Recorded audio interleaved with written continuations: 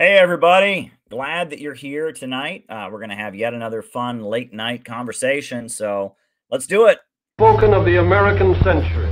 I say that the century on which we are entering can be and must be the century of the common man. A radical redistribution of economic power. I mean, we know that racism is just a byproduct of capitalism. Everything would be all right if everything was put back in the hands of the people. We need a government that will make sure Americans are taken care of and organize the economy to serve the people, not the profits of a wealthy few. We now have the techniques and the resources to get rid of poverty. We got to start getting out there with the people. Get out of the movement and get to the masses. We need a government of action.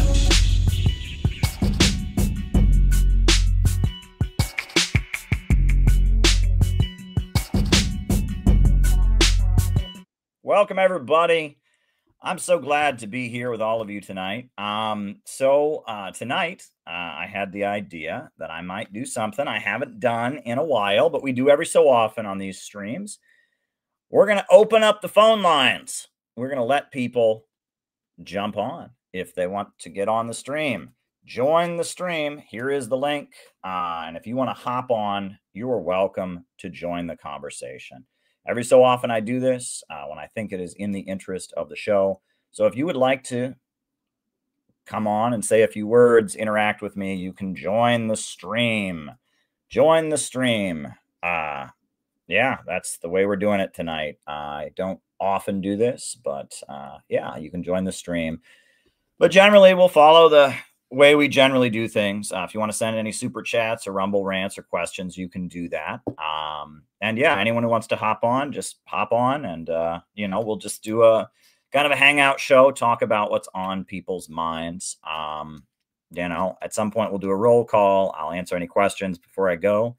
But yeah, we're going to do it that way. So, the phones are open. Anyone can come on. But while I'm waiting for people to come on, I thought I might just talk about a few things. It's summertime here in New York City. It's slightly cooler than it has been lately. And I was walking around my neighborhood this afternoon. Had a friend who was going to meet me, but he was unable to. He had some health issues. So after our call, I just took a stroll around our neighborhood. And I was thinking about a novel that I read in high school, which has been made into a movie at least 2 times. It's kind of a classic of science fiction, and I rarely read novels, but this is a classic science fiction film. I think they made one in the 50s. They made another one in the 70s. And the author has the same last name as my mother's family, Jack Finney. So I was thinking about a novel that I read, which is called The Body Snatchers. Now, I don't know if you've ever heard of The Body Snatchers, but The Body Snatchers, it's a novel. It was published in 1954, which was kind of a pivotal year in the history of the United States. That was Joe McCarthy's downfall. That was the year of the lynching of Emmett Till, which kind of launched the modern civil rights movement. That was a moment where McCarthyism kind of reached its peak. The Rosenbergs were executed. Joe McCarthy started to lose his popularity. Stalin had died. Height of the Cold War. And they published this science fiction novel called The Body Snatchers. And basically the premise of the novel is that there's this wealthy doctor who lives in Southern California, and he goes to visit one of his friends, and they find a body in like the closet or the basement or something. But the body is still being formed. It's not a dead person. It's like growing, and it's becoming a copy of the person who lives in the house. And gradually they piece together that some alien species has come to Earth, and they have these pods, and they copy the people who do exist. The person dies, and then they replace the person as kind of a surrogate. And then they plant more pods, and eventually the idea is that all the humans will die off, and you know, the pods will eventually then just go find another planet in space, and it's this this weird species, this outer space plant thing that copies people, that copies people and replaces them, and it's constantly looking to expand. Now, the piece is obviously an anti-communist analogy. At the time, there was all kinds of phobia in the United States of communist infiltration. The idea was that you know, the communists, they have people in the government, people in the military that are just living normal lives. They're sleeper cells. They look just like normal people, but they're actually communist agents. And on the surface, that's what the novel is pretty clearly about. It is a McCarthyist novel about the enemy within. But it's a little bit deeper than that. I was thinking about this today, and I was kind of reviewing aspects of the novel. So the reason that it's pretty obviously an anti-communist novel is at one point, the body snatchers are trying to recruit the doctor and his wife. And they say, basically, we're going to win anyway, so you might as well just surrender. And it's while you're asleep that the aliens copy your body and come up with your replacements while you're asleep.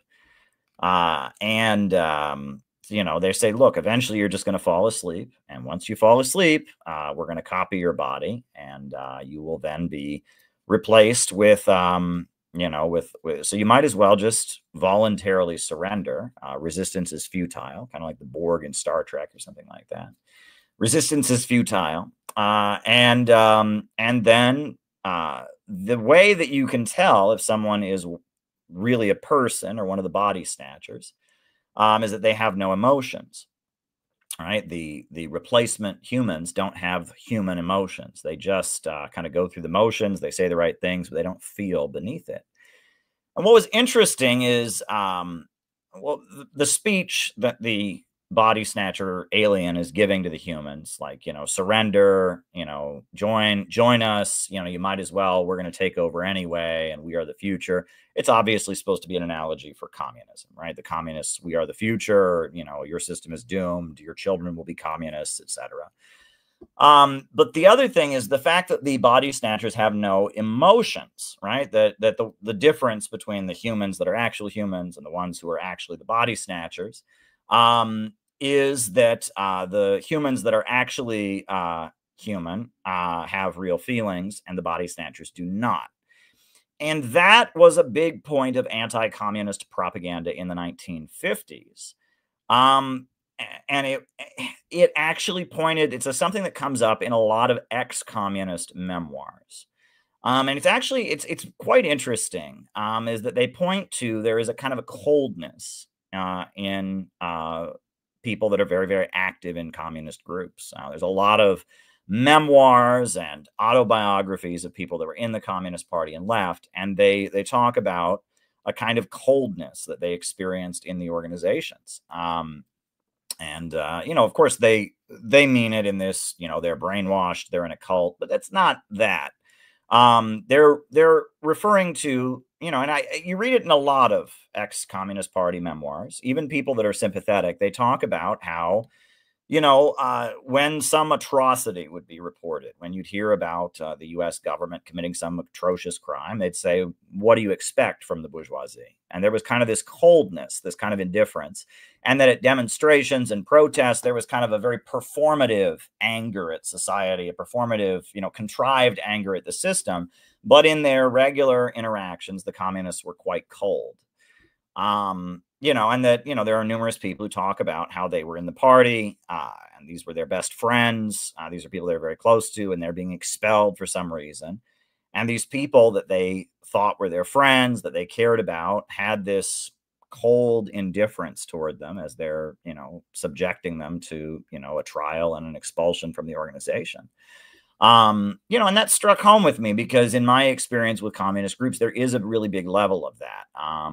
But at the same time, I think what is being pointed to is not something scary, particularly about communism. It is rather the fact that, you know, and this is what the authors of, you know, these anti-communist diatribes are missing, is that, the stakes were very high. The stakes were very, very high.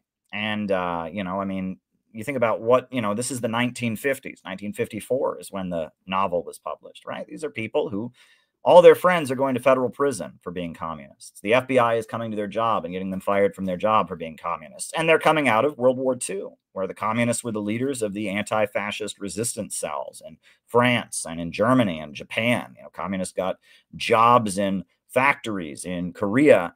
And, if they caught you in a fascist country organizing an underground communist resistance cell, they put you up against the wall and shot you.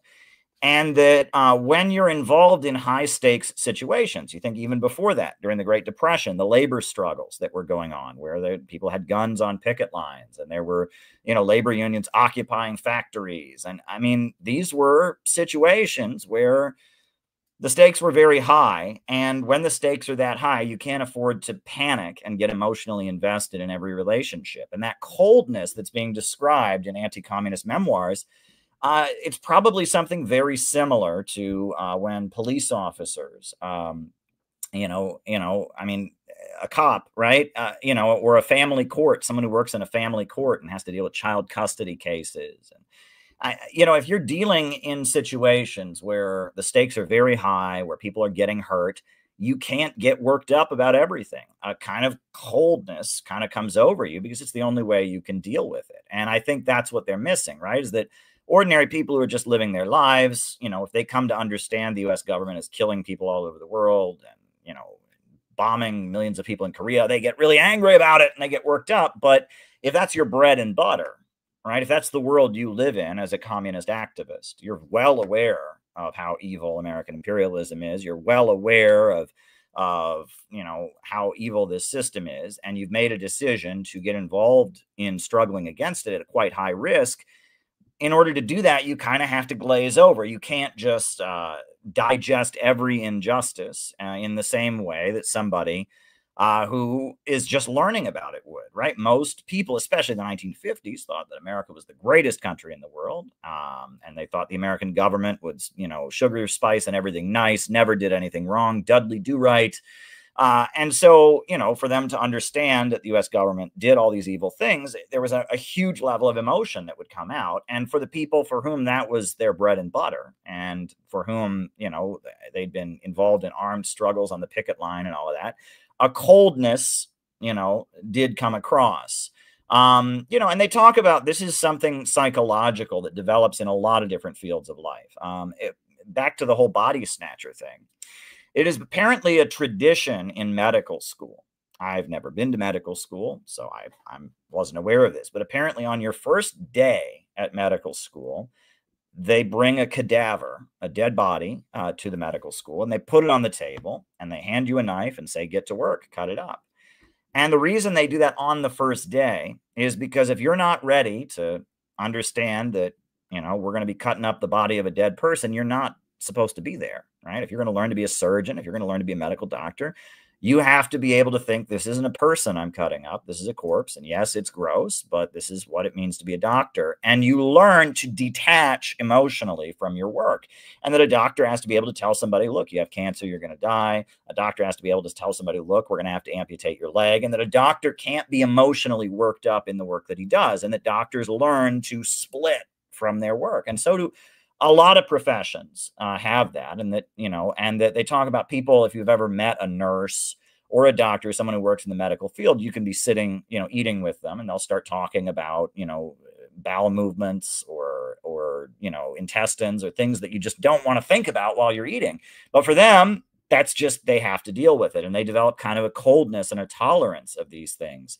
And that is how these things work. And that I think what these anti-communists or ex-communists were detecting was there's a level of coldness that develops when you're in a revolutionary organization, especially at that time when the labor movement of the 1930s was very intense. It was a life and death struggle. World War II and the struggle against fascism was very intense. It was a life and death struggle. And then McCarthyism, very heavy persecution is going on. It shouldn't be surprising that these people developed kind of a cold exterior. And that, it's interesting when I often quote the Little Red Book where Mao Zedong talks about the masses are the real heroes. We ourselves are often childish and ignorant. And I think on some level, Mao Zedong is referring to the fact that the masses have more emotion about this. We are seeing it to some degree or other from a distance. You know, we understand about imperialism. We understand capitalism and how it's developed. We understand the crisis of overproduction. We are able to look at the big picture and why things are happening, and that makes us colder about it.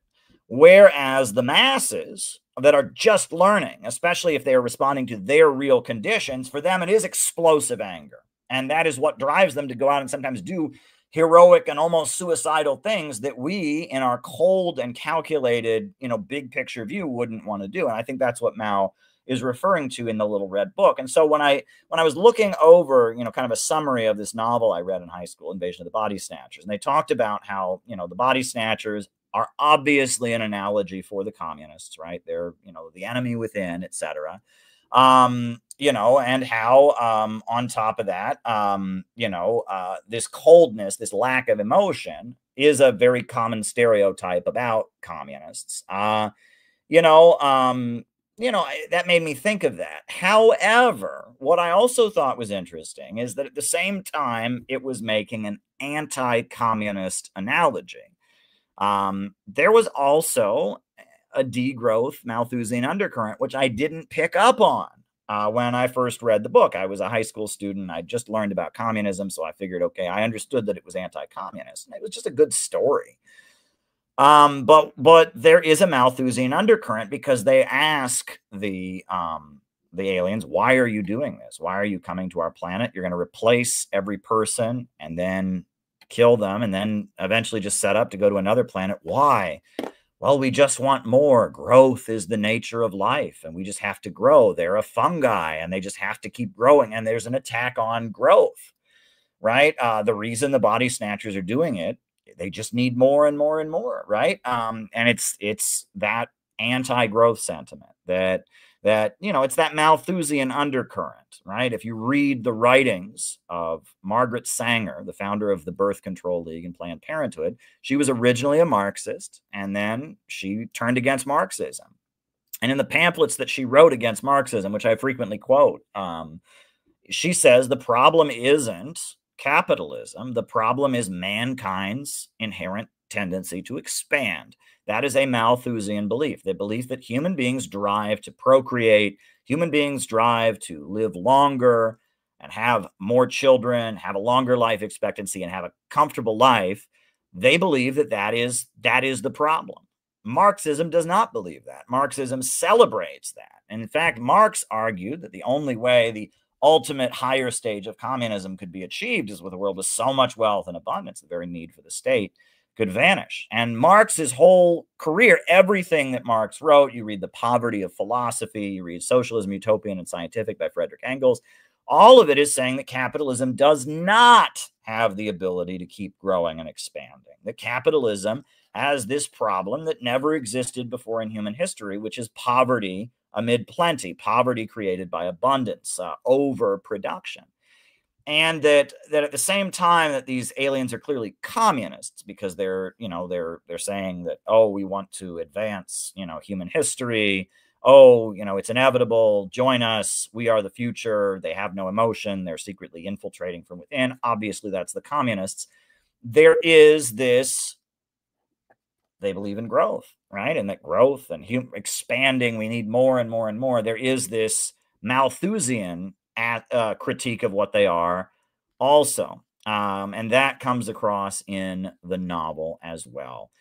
So it's interesting that there is kind of a thing there. Now, somebody joined the studio. Anway, you need to show your face. You need to turn your camera on. That is my rule, is that you have to be able to see your face, or else I'm going to have people dropping in here and acting a fool. I might still get that anyway. But Anway, if you can turn your webcam on, I'll bring you on. Happy to bring you on. And other people are welcome to join as well. So Anway, just turn your webcam on, and then I can bring you into the program. You just turn your webcam on. That is my request. I do need to be able to see your face, because if not, I'm going to get people hiding behind their avatars, acting a fool. But yeah, Invasion of the Body Snatchers. One thing I remember about the novel that I particularly enjoyed was that there's a lot of stories to make a point. There's a lot of like stories within a story, that make a point. And like, there's a lot of little anecdotes, I guess you could call it, where, at one point, the psychologist is trying to tell them that they're hallucinating about this body. And so he tells them many stories about, psychological research and how people's minds play tricks on them. I thought that was very interesting. There's also at one point when they find out that these body snatchers are among them, they're these people that are not really people, they're just playing the role. He compares it, and it's very interesting. He compares it to how they're, when somebody is at work, I don't want to give it away, and it's kind of racial, actually, how when somebody is at work, they put on a face, but they may not actually like the people that they're selling to or the people they're dealing with, but they have to because it's their job. And he talks about, that, and that, I don't know. I mean, it's an interesting novel. It's certainly an interesting novel. I rarely, especially at that age, did a fiction book hold my attention. It was quite rare in that age that a fiction book would hold my attention, but that one did hold my attention. And it did hold my attention. Sorry to hear that, Anway. Lost connection here. There ain't light. Oh, I'm sorry to hear that. I'm sorry to hear that. I would love to have you come on. Anyone who wants to jump on the stream, the phone lines are open. But yeah, I was thinking today about Invasion of the Body Snatchers, the classic science fiction novel. That was certainly on my mind today. Written by Jack Finney. I think it's just called The Body Snatchers. The movie that they made of it was called Invasion of the Body Snatchers. And it has I guess, spoiler alert, it has a happy ending, right? The way the novel ends, spoiler alert, the way the novel ends is they discover like a farm where they're growing all these pods to expand the body snatcher operations. And the guy pours gasoline on them. And it's like, he thinks it's his last hurrah. It's his last, chance, he figures they're going to win anyway, but he's at least got to go down fighting.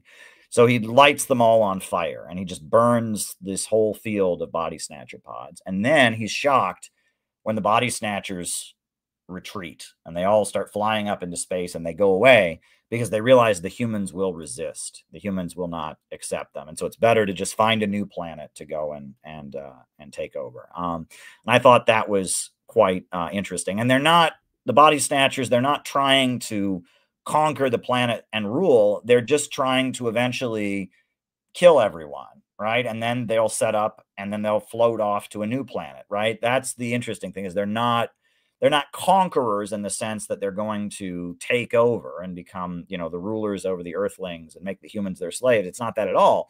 They're just going to have every person's body be copied and eventually die, and then set up to send their pods out into space to find a whole new planet to do that to. And that's the point, is that they're like a parasite. They're like a destructive fungi, right? And then again, there's that speech where when they confront the one body snatcher, why are you doing this? Why are you doing this? He says, oh, because we want more. That's just the nature. We want more and more and more. And that's an attack on growth, right? And that attack on growth has become synonymous with anti-capitalism in our time. And that is not Marxist at all. It's certainly not Marxist at all. Marx believed in growth, right? Marx wanted to create a society with so much wealth and abundance, and he saw that capitalism inherently holds back that, and that the idea that there's something inherently wrong with growth, that is Malthusianism, right? It's the idea that the way that we need a stable capitalism, we need a capitalism that is forcibly stabilized so there's balance in the world, right? And that is very much the Malthusian concept. We've talked about this to death on these streams, and look, sometimes we get on here and I make a big political speech, and other times we get on here and I just talk about movies and I talk about life and things like that. And I mean, anyone who wants to call in, we'll talk about whatever you want to talk about. I am feeling very, very chill. And I'm actually proud of myself for feeling very chill, right? I walk through the neighborhood. And hey, I think sometimes you can't rush into things. I mean, if you're interested organizationally, what's going on, Center for Political Innovation, we just had our big convention. And so I am doing all kinds of different things in relation to the convention. We still got a lot of video to edit from the convention. That's going to be good. Oh, I guess Phil, how you doing? Hey, Caleb, how are you? I'm good. Your beard has grown back. Yeah. I got to trim it a little. I was hearing that you were talking about healthcare professionals and how sometimes they can seem cold and non-caring. Mm-hmm. I'm a retired EMT, and that's kind of a coping mechanism that they've developed. Right.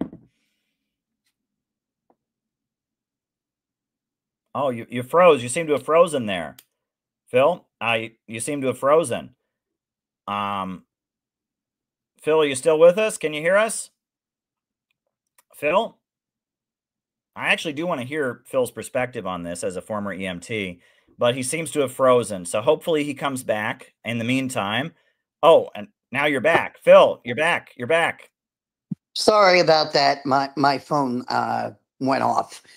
Okay. Yeah, so that's a coping mechanism, that we learned as EMTs working within the healthcare field because of everything that we see on a daily basis.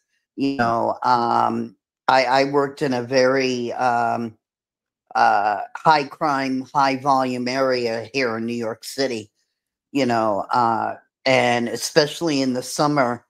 There was a lot of violent, things that we would see. And then we would have to go home to our families, and not show those emotions and be able to deal with our life outside of that experience or outside of our work in order to be able to have normal everyday interaction with humanity. Yeah. That's just something that we learn, and then another thing is that we develop a very sarcastic sense of humor. And again, that's another type of coping mechanism for everything that we see as healthcare professionals, on a daily basis.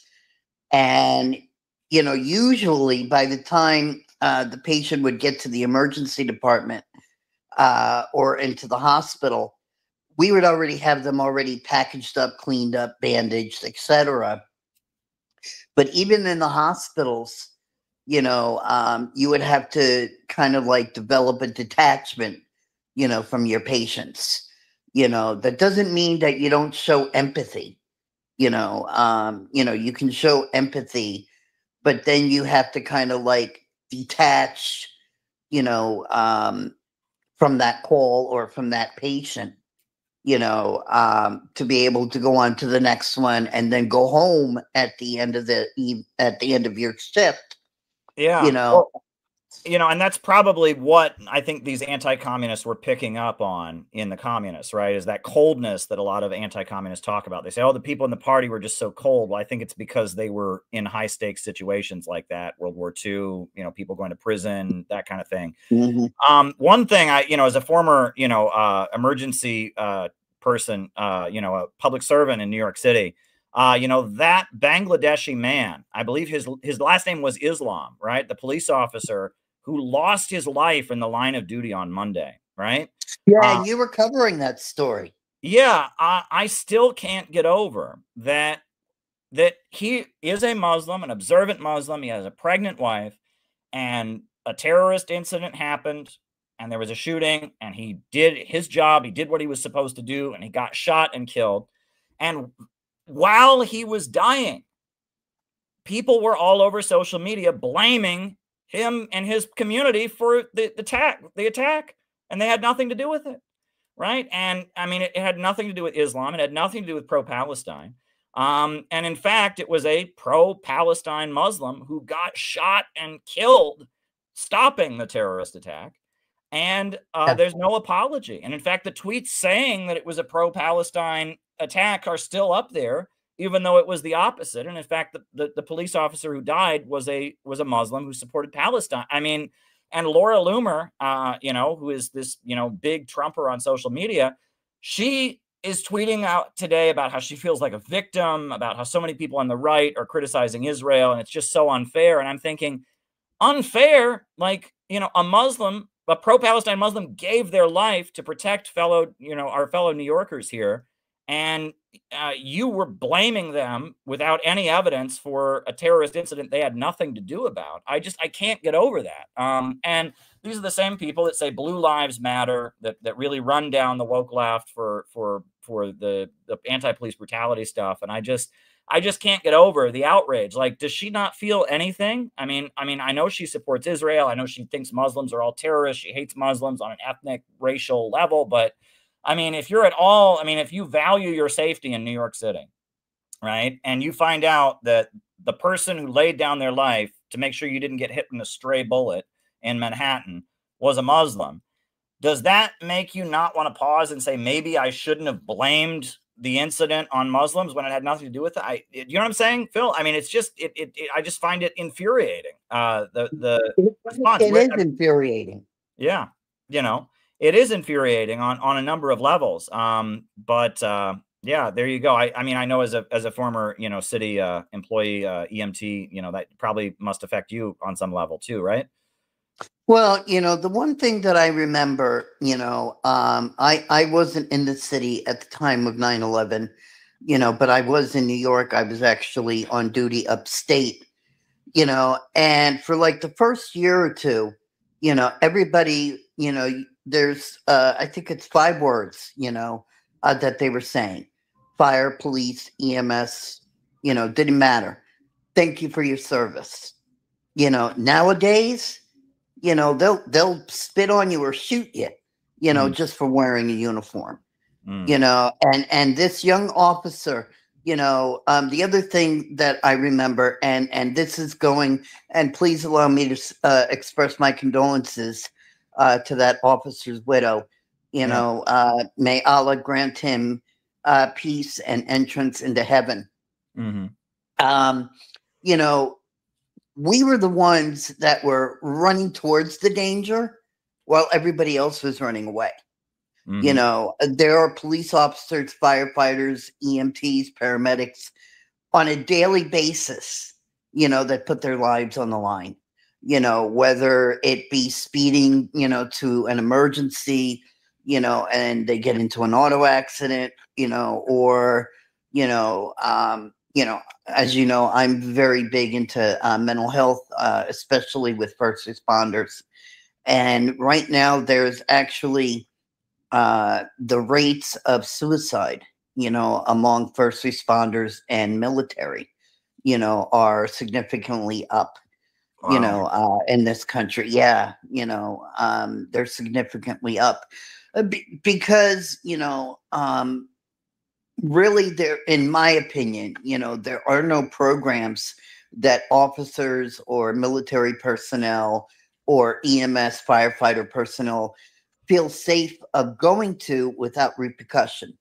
And what I mean by that is, their job, finding out whether it be fire, police, EMS, or the military, where their job finds out that they're dealing with a mental health issue, and they get restricted in their duties, and that doesn't need to be,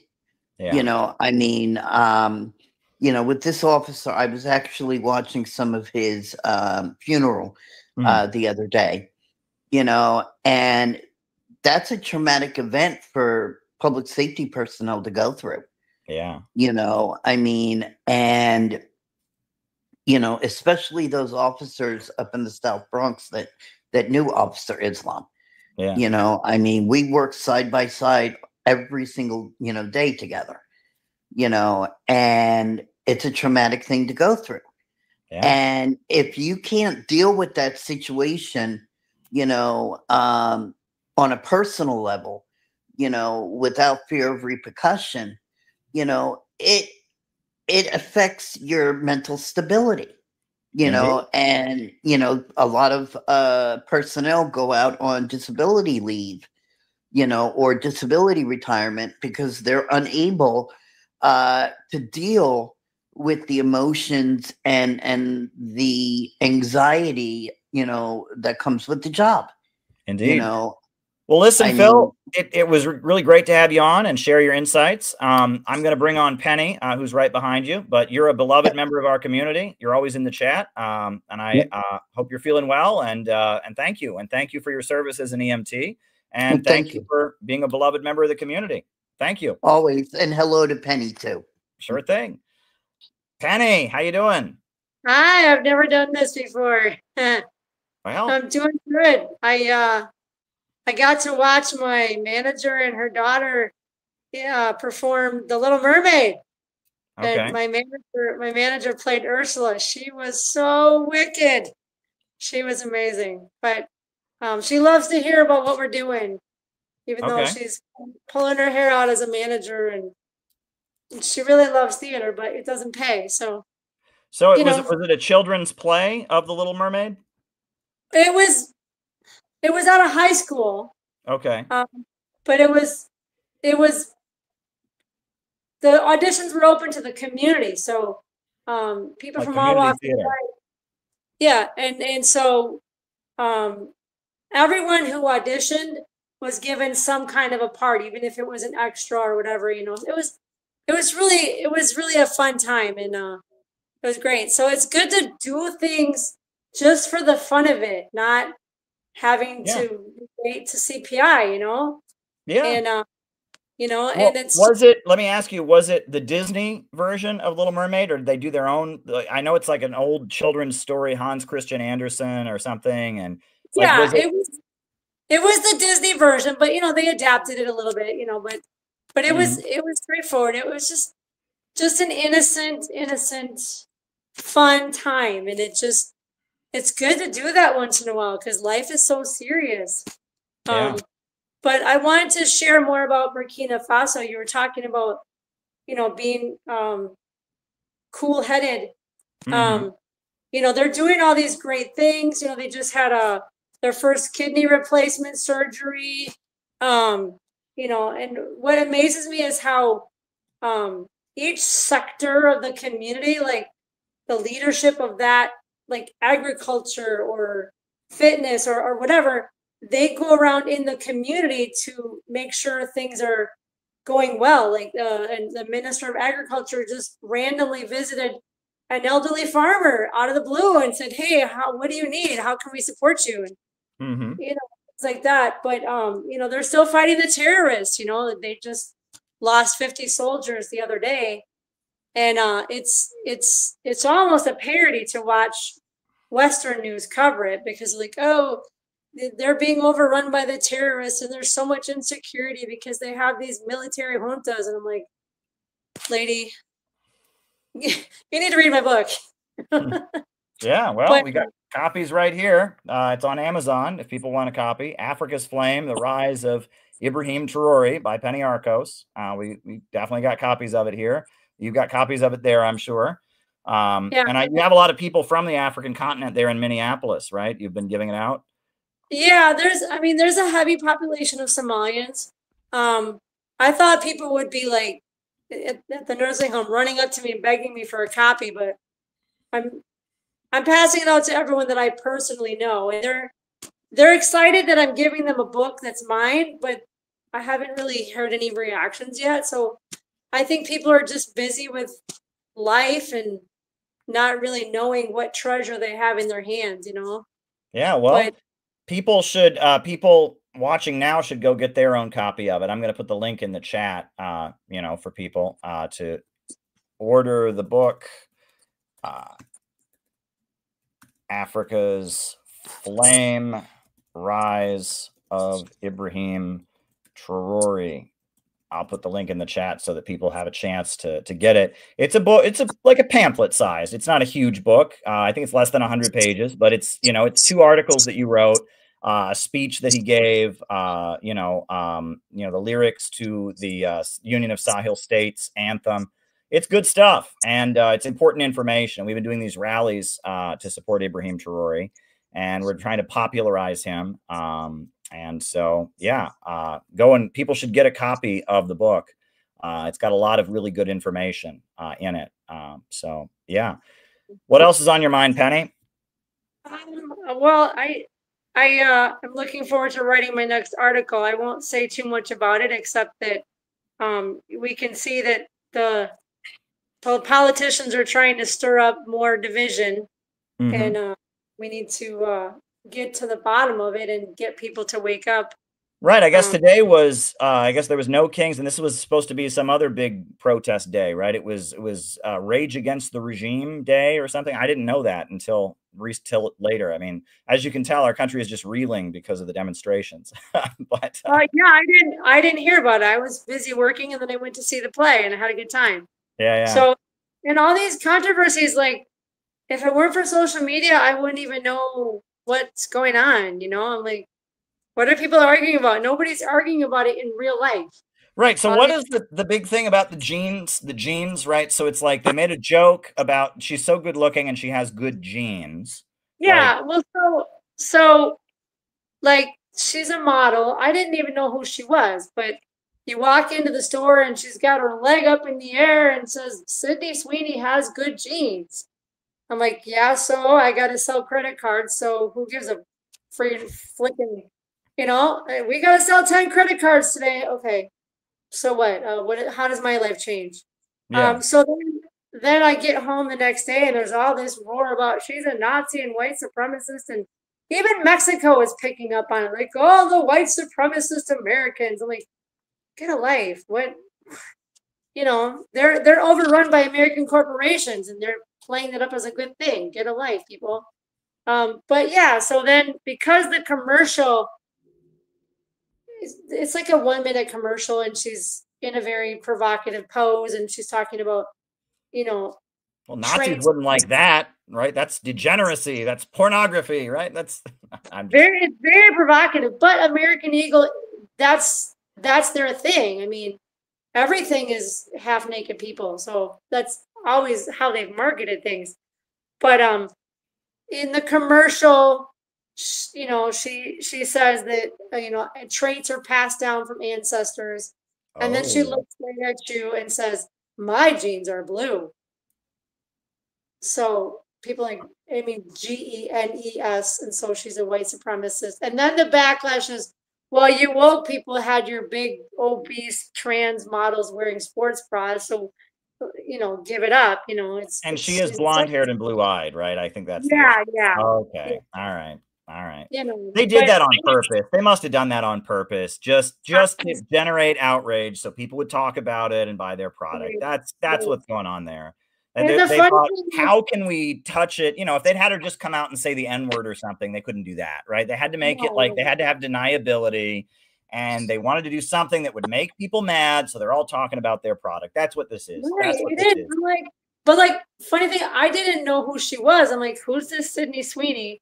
And why is she all over my store? Every single picture is Sydney Sweeney. Who is this girl? And like nobody talks about it. It's just another stupid model picture, and you know, I don't know, but doesn't change my life any, and it's not drawing in the crowds. But one of my coworkers, she said she's been taking a tally of people's reactions. She says the boys walking, oh, she's hot, and the girls walking, why is she all over the store? You know, but it's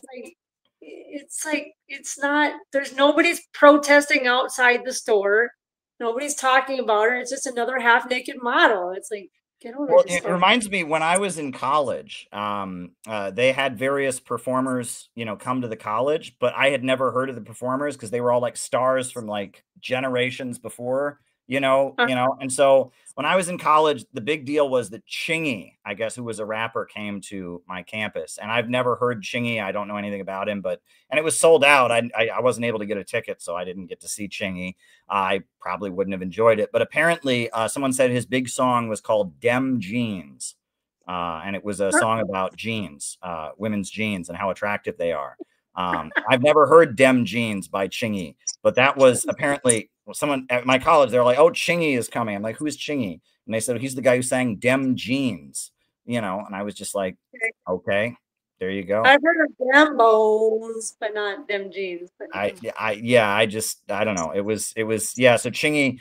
That was his hit song, I guess. It was in the 90s. It was called Dem Jeans. And it was about, the jeans make women look really attractive or something like that. So, that caused me to make a joke, though, right? That, I guess the rap was about like these jeans make women very sexually appealing or something like that. That was what he was saying. And that made me think of like, it would be like the old English nursery rhyme, except it would be sing a song of sex pants instead of sixpence. But anyway, it's stupid, right? Stupid, right? Anyway, I don't know. That's just that's how my mind works. It's like, how can I turn this into a pun? And so I know sing a song of sixpence. And so I said, well, he sang a song of sex pants. So there you go. But anyway, that's how my mind works. I've been sitting on that joke since I was in college. I think it's the first time I actually told it out loud. It's that dumb. So there you go. There you go. That's there you go. Anything new in this world, Penny, other than commercials about jeans or the Little Mermaid? Did she lose her voice in the play? Yeah, the Ursula took it into a shell. In exchange for turning her into a human for 3 days. Wow. And then she had to get the prince to kiss her before 3 days, or else she would be imprisoned under the sea forever. And then whenever they were about to kiss, Ursula would release the song under the sea so that the prince would think, oh, that's the one I love is still underwater. So it's an analogy for the proletariat must rise up and seize the means of production, or else imperialism will destroy the future of civilization. No, I'm joking. No, there used to be a communist website that would have really crazy movie reviews that would be like that, where they would make like children's movies and stuff like that about communism. I remember they reviewed the movie Independence Day. That was about an alien invasion, right? Will Smith's movie about like the aliens invade and Will Smith has to fight the space aliens. And they said that if space aliens did indeed invade the planet, it would be necessary to form a class collaborationist united front against the galactic imperialists. Right. And that, it was very funny. And then the Spider-Man movie, they reviewed it and it said, with great power comes great responsibility. And they said that was a message to the proletariat because they have the great power because they work in the means of production, and then they have the responsibility to bring on communist revolution. I would just laugh every time I would read one of their reviews. It was one of these communist groups, the Maoist Internationalist Movement. They would have really creative movie reviews about communism. They were really fun. So there you go. So that's right. But it is a children's story by Hans Christian Andersen, I think, right? It was from like Denmark or Sweden. He wrote a bunch of children's stories, right? Isn't he the guy who wrote he wrote like Hansel and Gretel, I think. Okay. Or what was that Brothers Grimm though? I think Hansel and Gretel was Brothers Grimm, right? Oh, okay. They were Germans. Yeah, but someone told me the original version of The Little Mermaid is actually quite dark. All of them are pretty violent and dark. They've like watered them down for Disney, right? Like in the original, like doesn't she like, isn't there some like violence or something in it? I don't know. I don't know much about The Little Mermaid, so. I know in the 80s, the movie was controversial because they said it was, sexually explicit, like the right. Yeah. It was a big thing. The religious folks were. She's supposed to get him to kiss her. I mean, it's kind of like Cinderella, Gotcha. It was a fun time. And, you had all walks of life in the play and, everyone from all shapes and sizes and walks of life, and everybody was just working together and having a good time. And Ursula was wicked. It was so fun. It was fun, but And I knew my manager would be that part. She's not mean, but she can act. She just looks like she can act that way. And she had some kids really scared. Well, there you go. Well, Penny, it's always fun to talk to you. Keep up the great work. And I'm going to bring on Anway from India now. So Okay. cheers. Yeah. Anway. Anway. I don't see you. It's you were here, Anway from India. You were here and then and now he's gone. Okay. Well, I thought I was going to talk to Anway from India. I saw his face. It seemed to be working and then it went away. That's weird. Well, the stream is still open. Anyone can join. And I guess, okay. Yeah, anyone can join. That's how it works. The stream is open. I did tweet out a few minutes ago. Anway was like right there. I saw the face, everything. And then I was going to bring Penny back on, but Penny's gone also. So, I guess we'll just wait for another person to call in. Northern Mark says Hans Christian Andersen wrote the original fairy tale of The Little Mermaid in 1837. Let's see if Anway, how you doing? Hello. How are you doing? How are you? Good morning from here. I'm in India now. Great. What region of India? I'm in West Bengal, West Bengal, eastern side of India. Very good. How are you doing? I'm having a great time. It is lovely weather here in New York. A little bit cooler than it has been. Probably nowhere near as hot as India. But yeah, what about you? Yeah, it's hot over here. It's 35 degrees. Sometimes 28, 29, 30 degrees over here. Yeah, it's just after dark over here. Did the sun just come up? Is it early morning over there? It's morning over here. It's 7 o'clock. It's 7:25. Okay. Very good. All right. Well, okay. So you always leave great comments. Going? Yeah, you always leave great comments about innovationism. You seem to be particularly inspired by what we do here on this YouTube channel. Sure. I'm driven by innovationism. I read Marxism, I read dialectical materialism, but that's not the ultimate. We got to develop something, something new which has not happened before. Okay. Well, what do you do for a living in India? I'm actually an engineer, and I'm accessing management. I'm studying management now. Very good. So I'm gonna go in Dubai next month, and let's see what happens. All right. Wow, congratulations. That's great. Yeah, I know that there's a huge amount of industry in India these days, right? I mean, India is like the second largest industrial country after China, right? I mean, it's a huge industrial. It's an ally of China. It's an ally of China, actually. It's an ally of China, actually. It's a brick. It's not a BRICS, isn't it? Yeah. That's true. I know Modi doesn't particularly like China, though. There's kind of a rivalry, right? There's still some disputed borders, right? Going back to the 50s and such. Yeah. So still dispute is still on, Yeah. Well, so in India, you have the Communist Party of India Marxist. They have a lot of seats in the parliament, right? They run Kerala, right? Yeah.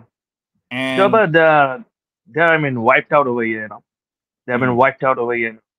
They're losing control of their states nowadays. Why? So because people are politically not motivated, they're unconscious, and people are losing interest in politics nowadays. Interesting. And then years ago, I used to talk to people from the Socialist Unity Center, the followers of Shiv Discote. They're few. Yeah, they're very few in number, actually. Yeah. Okay. Very few in number. Yeah, but they don't believe in parliamentary democracy. Oh, really? They don't believe in parliamentary. Yeah. Okay. And then there's also the Naxal rebels that still control certain regions. Kind of terrorizing. Yeah. Kind of terrorizing institutions. Yeah, they've just kind of deteriorated into criminality at this point. Yeah. And then what about the old, official Communist Party of India, right? Like, that still exists, right? They still have some people, right? Or no? Yeah, very, very few, very little. Okay. Interesting. Very interesting. Yeah. When I would go to the communist world gatherings, there'd be people from the Communist Party of India Marxist, and they would chant your name, my name, Vietnam, Vietnam, right? I guess that was a chant from the Vietnam era, right? And that we forget that India was Soviet aligned at one point, right? In the 50s and 60s. Yeah. 1950s, 60s, 70s. Yeah, yeah, and that the Soviet Union invested a lot in India, built steel mills, things like that. That's kind of forgotten. Yeah, sure. Yeah, Yeah, some of the oil industries they built, you know, yeah, steel yeah, industries. yeah, yeah. No, it's very interesting history. Yeah, sure. Well, well, is there anything else that you'd like to talk about? Any news event or anything you find particularly inspiring? Yeah. How is America going? Well, not too good. I was hoping that Trump would end the wars, and I still think it's a good thing he won because he promised that. And if people had voted against that, that would have been very bad. But he's doing an awful job. The economy is horrible right now. It's not improved. He hasn't gotten Biden inflation under control, and he hasn't ended the wars. And he's threatening Russia. He just sent nukes, nuclear submarines in response to Medvedev. And and he bombed Iran, and I'm hearing rumors. I saw Angela McArdle of the Libertarian Party, who I really admire, and she's been to Mar-a-Lago and all that, and she just tweeted out today that there's going to be an opportunity for a ceasefire soon. So I hope that she knows something that I don't know, and that means that there will be some moves toward world peace, but I don't know. I mean, Tulsi Gabbard, who I've met before, and I do admire her on some level. She has released all this information about how the idea that Trump worked for Russia, Trump was supported by Russia, all of that was made up by Obama, and she's revealed that. That's huge, right? Some kind of fake. Yeah, well, and one thing is that mainstream media is trying to make that about Trump. And I think John McCarthy, he was on our CPI call today. He said they're missing the point. It shouldn't be about Trump. It should be about peace, right? That all this propaganda, it wasn't to hurt Trump. It was to hurt world peace, right? And that's a really good point, right? It wasn't just to hurt Trump on a personal level. It was to make it so Trump would be afraid to make peace with Russia, right? It was right. If Trump's accused of being an agent of Putin, then he can't make peace. When Richard Nixon went to China and met with Mao, Mao said to Nixon, he said, "I like rightists." And Nixon said, I am able to make peace with you. No Democrat would ever be able to do what I do because they'd be accused of being a communist, right?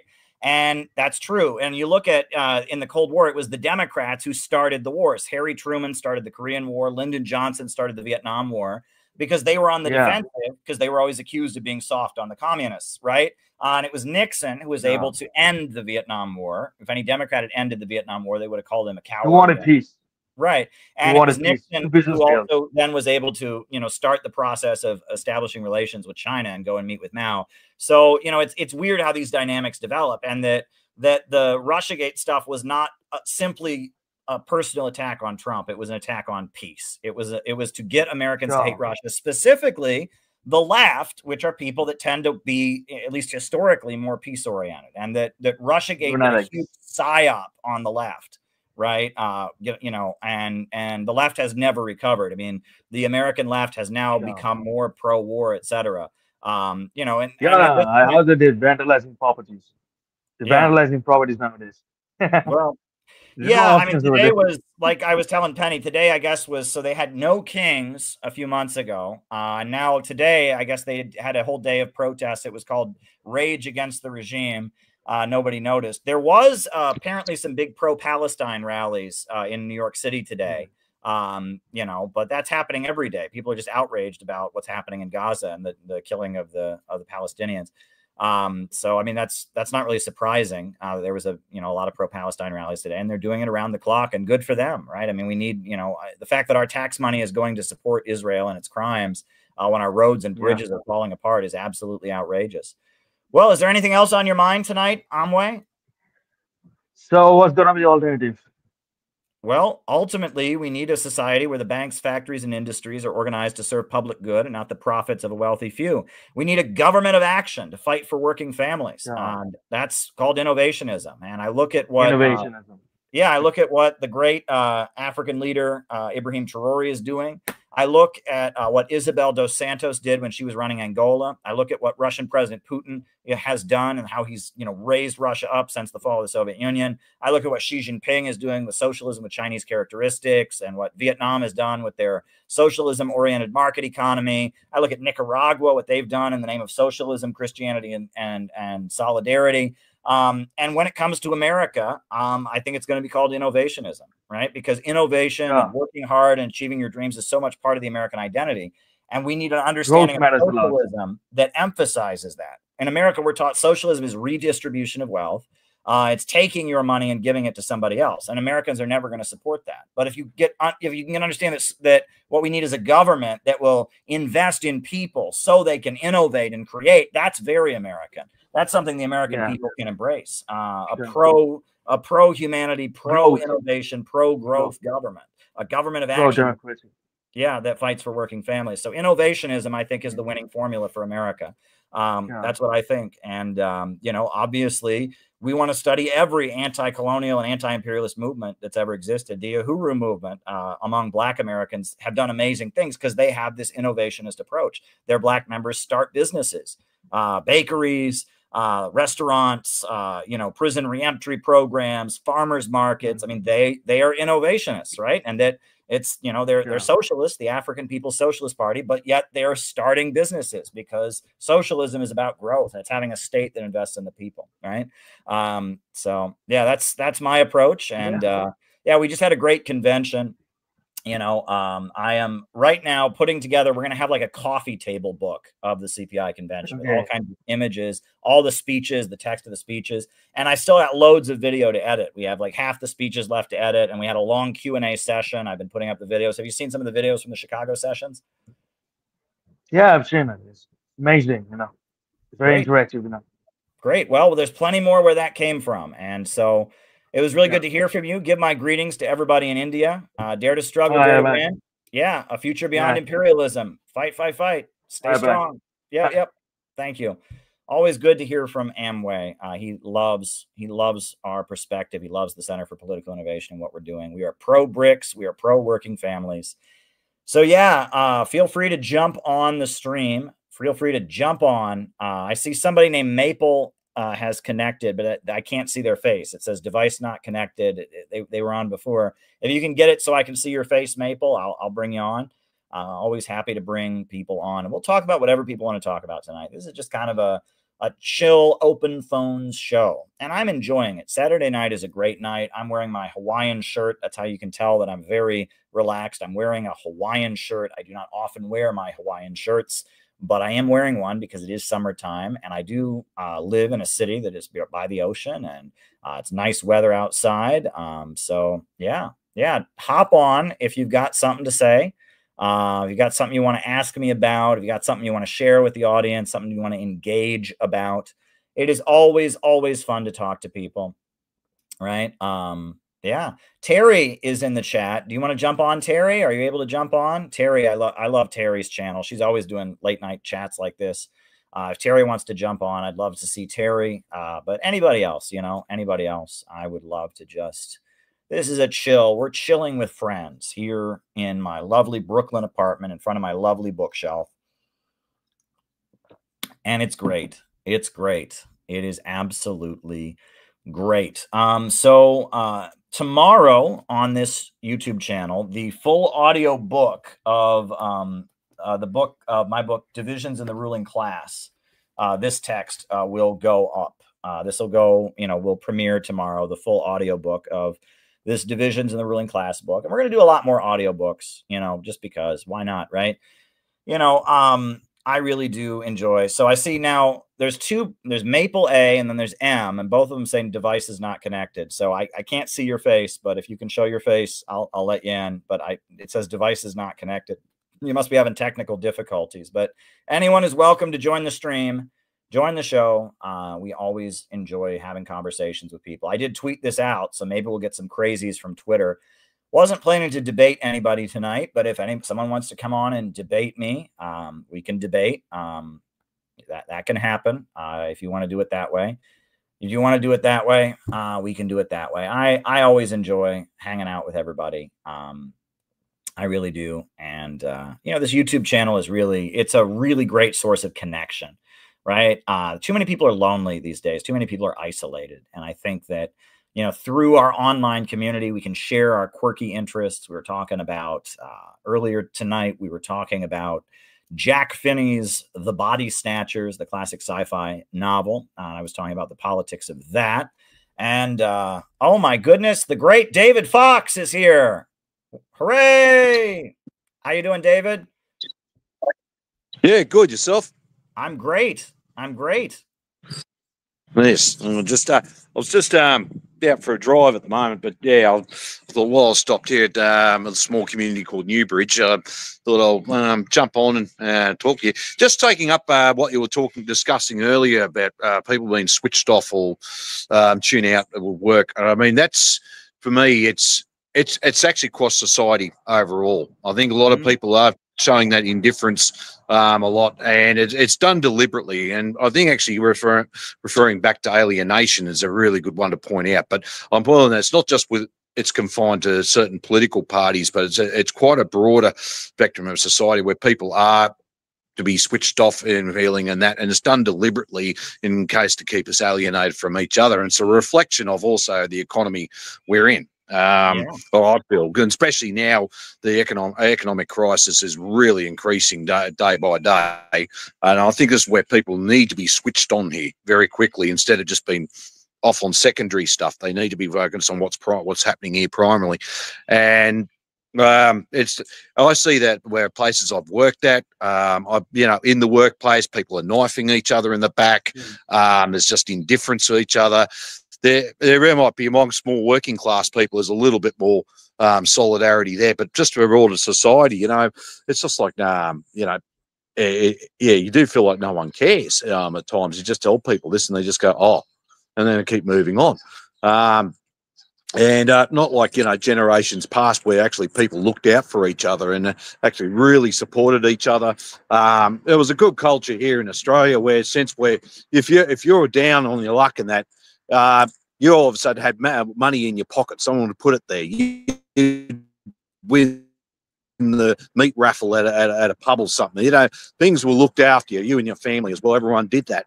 But that's sort of all gone by the wayside. So what you were discussing about there regarding with emergency workers, it's not just confined to them either. And it's a deliberate way to keep us isolated and individualised amongst each other. And I think it'd be good to do a good discussion in class on what alienation is and its consequences. And it's actually all part of what we're going through now. So when you were discussing that, I was just, nodding my head. Yep, I agree there.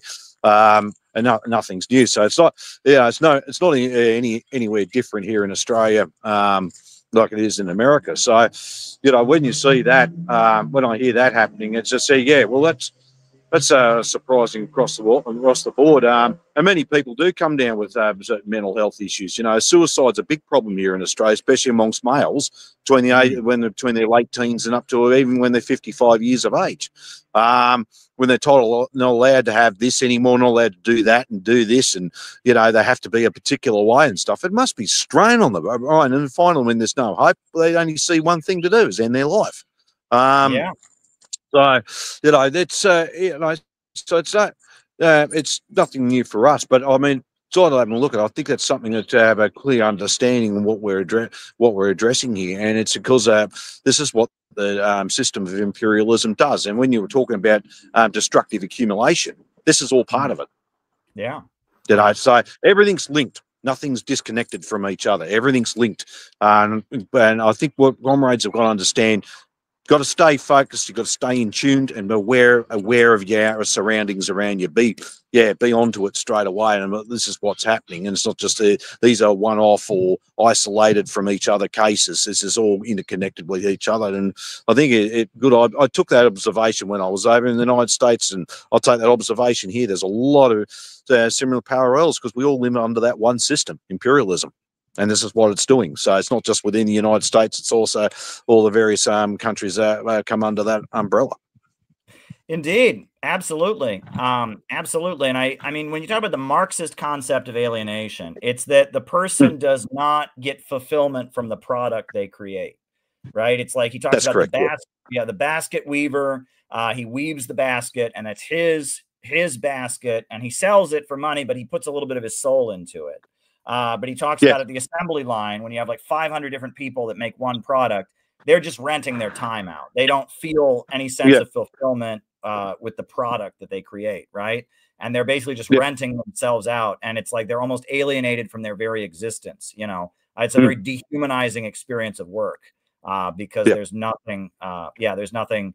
You don't have the craftsman connection to it. That's generally how I've understood alienated labor in the Marxist sense. Yeah.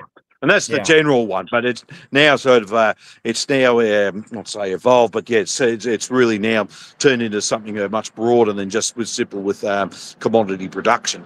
So and this just reflects it started with that and then just branched out from there. So I think it's a good discussion to have, and maybe it's something worthwhile to do some classes on. I might do one for the comrades here in Australia.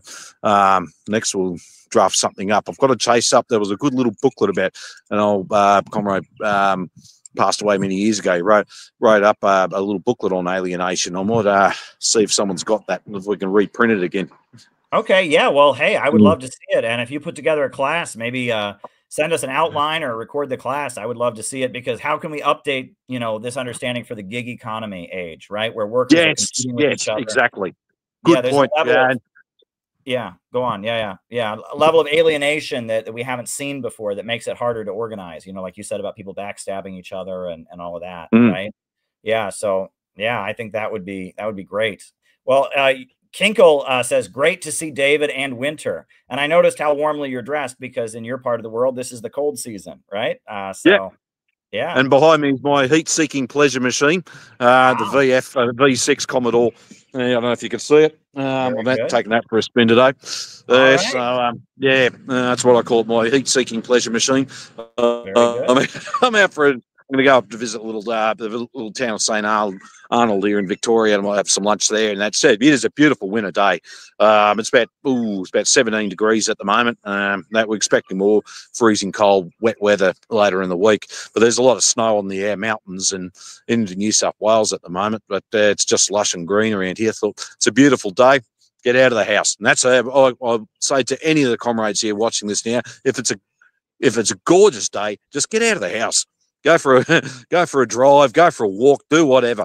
There's times when you're sitting at home. This is where talking about the alienation. If you're just sitting home, not doing much, and just being on social media, that can really do stuff to your head. And it's just nice to get out and see the world too. Yes. Well, your talk will be up soon. I've got to jump.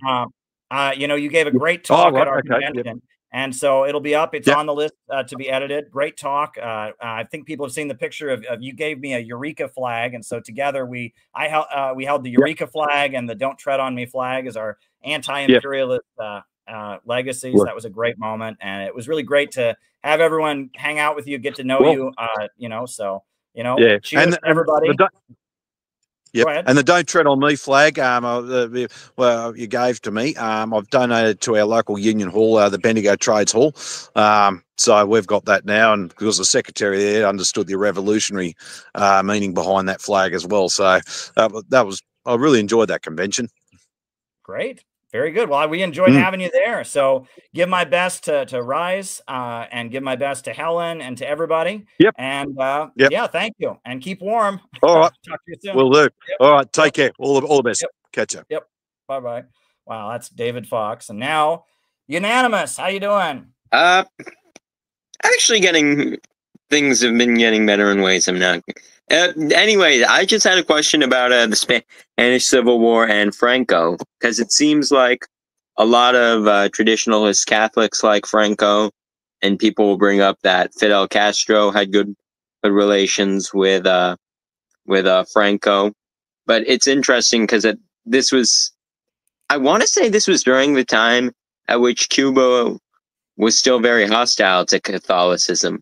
And this is before, like, the Pope went to Cuba in the 90s.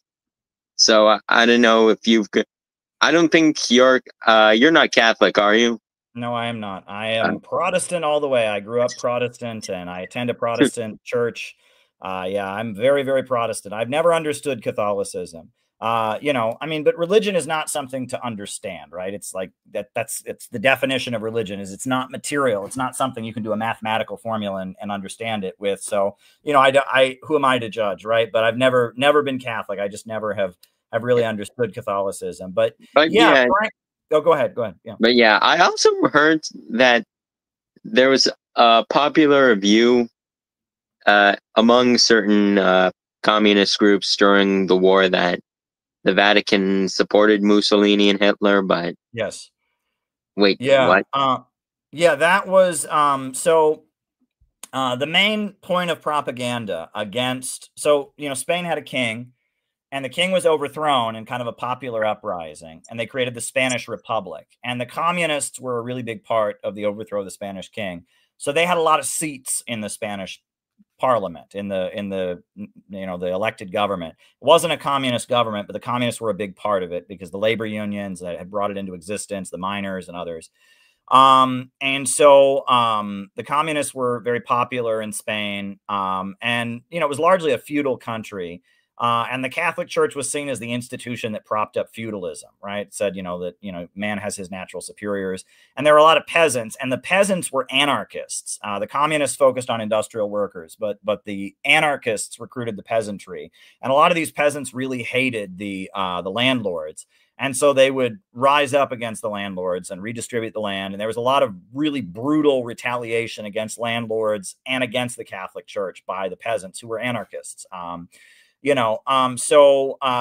response to the peasant uprisings that were very anti-Catholic, Franco, the general, started, moving to overthrow the republic and bring the monarchy back, and also establish a fascist dictatorship. And so, the Franco government was like a counter-revolution. It was to wipe out the threat of communism. The main reactionary.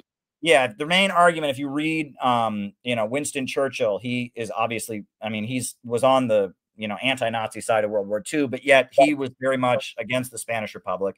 And he has pages and pages in his writings about how the communists were murdering priests and nuns. And I don't know what happened. It was anarchists, I guess, and the allegations, maybe these allegations are exaggerated. Maybe it was really happening. But like the peasants would like overthrow the landlord in some area, and then they would go to the church and like crucify the priests and nuns or something, or something like that. There was a lot of brutal retaliation against the Catholic Church. So there was kind of a global call for Catholics to support Franco.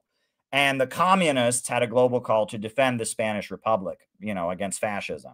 So communists from all over the world were going to Spain to fight for the Republic.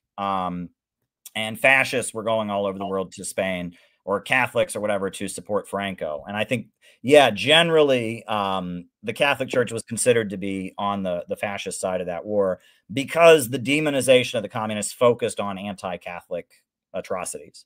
Right. That was, that's my understanding of it, at least. The other thing is that apparently, like, Franco purged his own ranks. Like there were some of the original fascists who worked with Franco, some of the original phalangists had like very anti-capitalist ideas, and he killed them. Right. And that Franco's Spain was very much a capitalist country, just with a really authoritarian state, which is Portugal was a similar government up until the 70s. Right.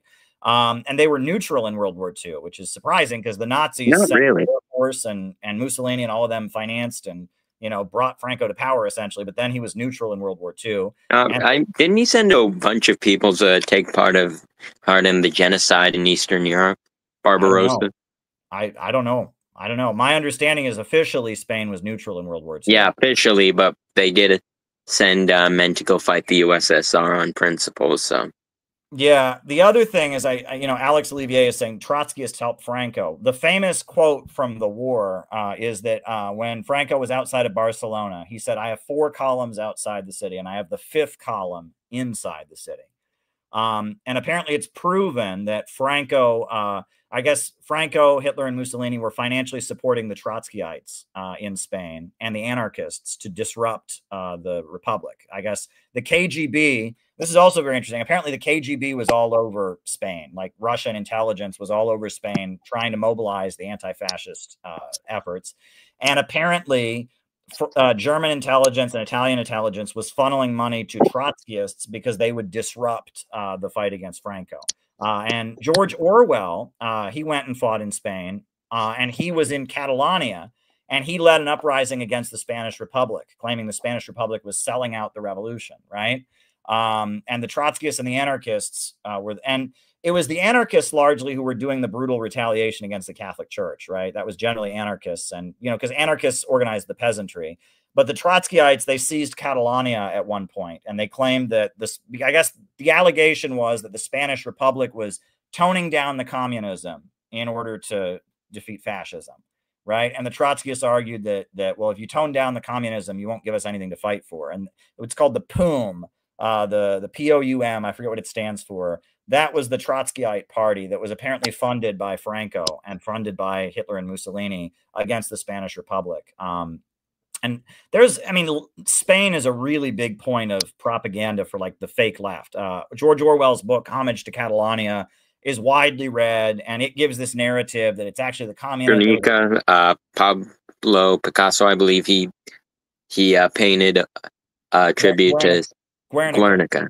Yeah, because it was one of the first times that aerial bombing was used. The city of Guernica was bombed by, I think it was Mussolini or Hitler's like Air Force was sent to Spain to bomb Guernica, and it's at the UN. Actually, they have it on display at the UN, this big painting of Guernica being bombed, all these people being disfigured and all of that. And yeah, but Spain is a big part of like woke left. And, George Orwell waged an uprising against the Republic, and the idea that the reason fascism won in Spain is because Stalin and the KGB prevented the real anarchist revolution from below. That's a really big part of like, college communism, right? Is that it's Stalin's fault Franco won because he crushed the real genuine workers' revolution. There's a movie even. The guy Ken Loach, he won the Palme d'Or at the Cannes Film Festival for his movie. What's the movie called? It's called The Wind That Shakes the Barley, which is about Ireland. But he made a movie called Land and Freedom, which is against the Spanish Republic and blames Stalin and blames the communists for the fall of the Spanish Republic. And, that is a really big point of Trotskyite and anti-Soviet propaganda is like, the real revolution was happening. But we now know those Trotskyites were being funded by Hitler, right? So the other thing is, so Franco's Spain, this is where it gets more interesting, right? I have heard also, so, what you said about Fidel Castro is totally true. North Korea also, they had diplomatic relations with North Korea. Spain and North Korea are still to this day very close because of Franco. It started with Franco, right? And that even though the Communist Party was officially illegal, they let like known, they were like officially illegal, but they let known communists do stuff. And that now the woke left, they always talk about Mondragon, this like worker cooperative business, right? That was set up by the Franco government, right? Have you ever heard this? No, I haven't. Yeah. And so like the Mondragon worker cooperative thing was apparently set up by Franco. And so I don't know, the Spain is a really big point of confusion. What's very clear is that Spain was not in line with like the overall NATO imperialism. It was doing its own thing, right? Yeah, I don't think they officially joined NATO until like the 70s. Yeah, and they were not, they were, because they were, had this fascist government, the Phalangists or whatever, they were kind of doing their own thing. However, I have heard that Franco government was very, very brutal. They used public executions like up until the 70s, with death by strangulation, right? They public strangulations. And the Basque separatists, right? That was a big movement of people who wanted to break Basque. The Basque. My dad said something about the guy looking like Harry Potter. Which guy? Franco? One of the Basque separatists. Yeah. And that there was a lot of very brutal like executions of Basque separatists. One thing I know I used to be in the Workers' World Party. Apparently when Franco executed, publicly strangled a Basque separatist, they seized the Spanish airline in New York City, which was like a kind of a, an adventurous thing. I mean, they didn't, I guess what they did is they went to the office and they like violently removed all the staff because they didn't want to get kidnapping charges. And then they chained all the doors shut. And then they forced the NYPD to come like cut the doors open or something. And they did kind of an adventurous action to support the Basque separatists after Franco executed some of them. So I don't know, Franco, I wish I knew more about it. When I was in Iran, there were a number of like wealthy Spanish conservatives who liked Franco that were there because they were anti-Israel, right? And so I talked with some of those people, and those people were on the far right, no question about it. And but they were there, and it's weird. It's weird that they do try and paint Iran as this anti-Semitic society because of some ignorant comments Ahmadinejad made, but you have to realize that was like 20 years ago. Well, also Ahmadinejad, what he said, if you actually look at the context of what he said, right? He didn't say wipe. He said that the wipe Israel off the map thing, Khomeini said that. That's been a goal of the Islamic Revolution from the beginning, right? Khomeini said the road to Al-Quds is through Karbala. We will defeat Iraq, and then we'll eventually take Jerusalem. He said, and it's the second largest population of Jews in West Asia, apart from Israel. Right. And then the whole thing is he said, you know, there was a time when the Soviet Union like lost its credibility and soon it wasn't on the map, and Israel will have that someday or something. Like, what's wrong with that? That's, you know.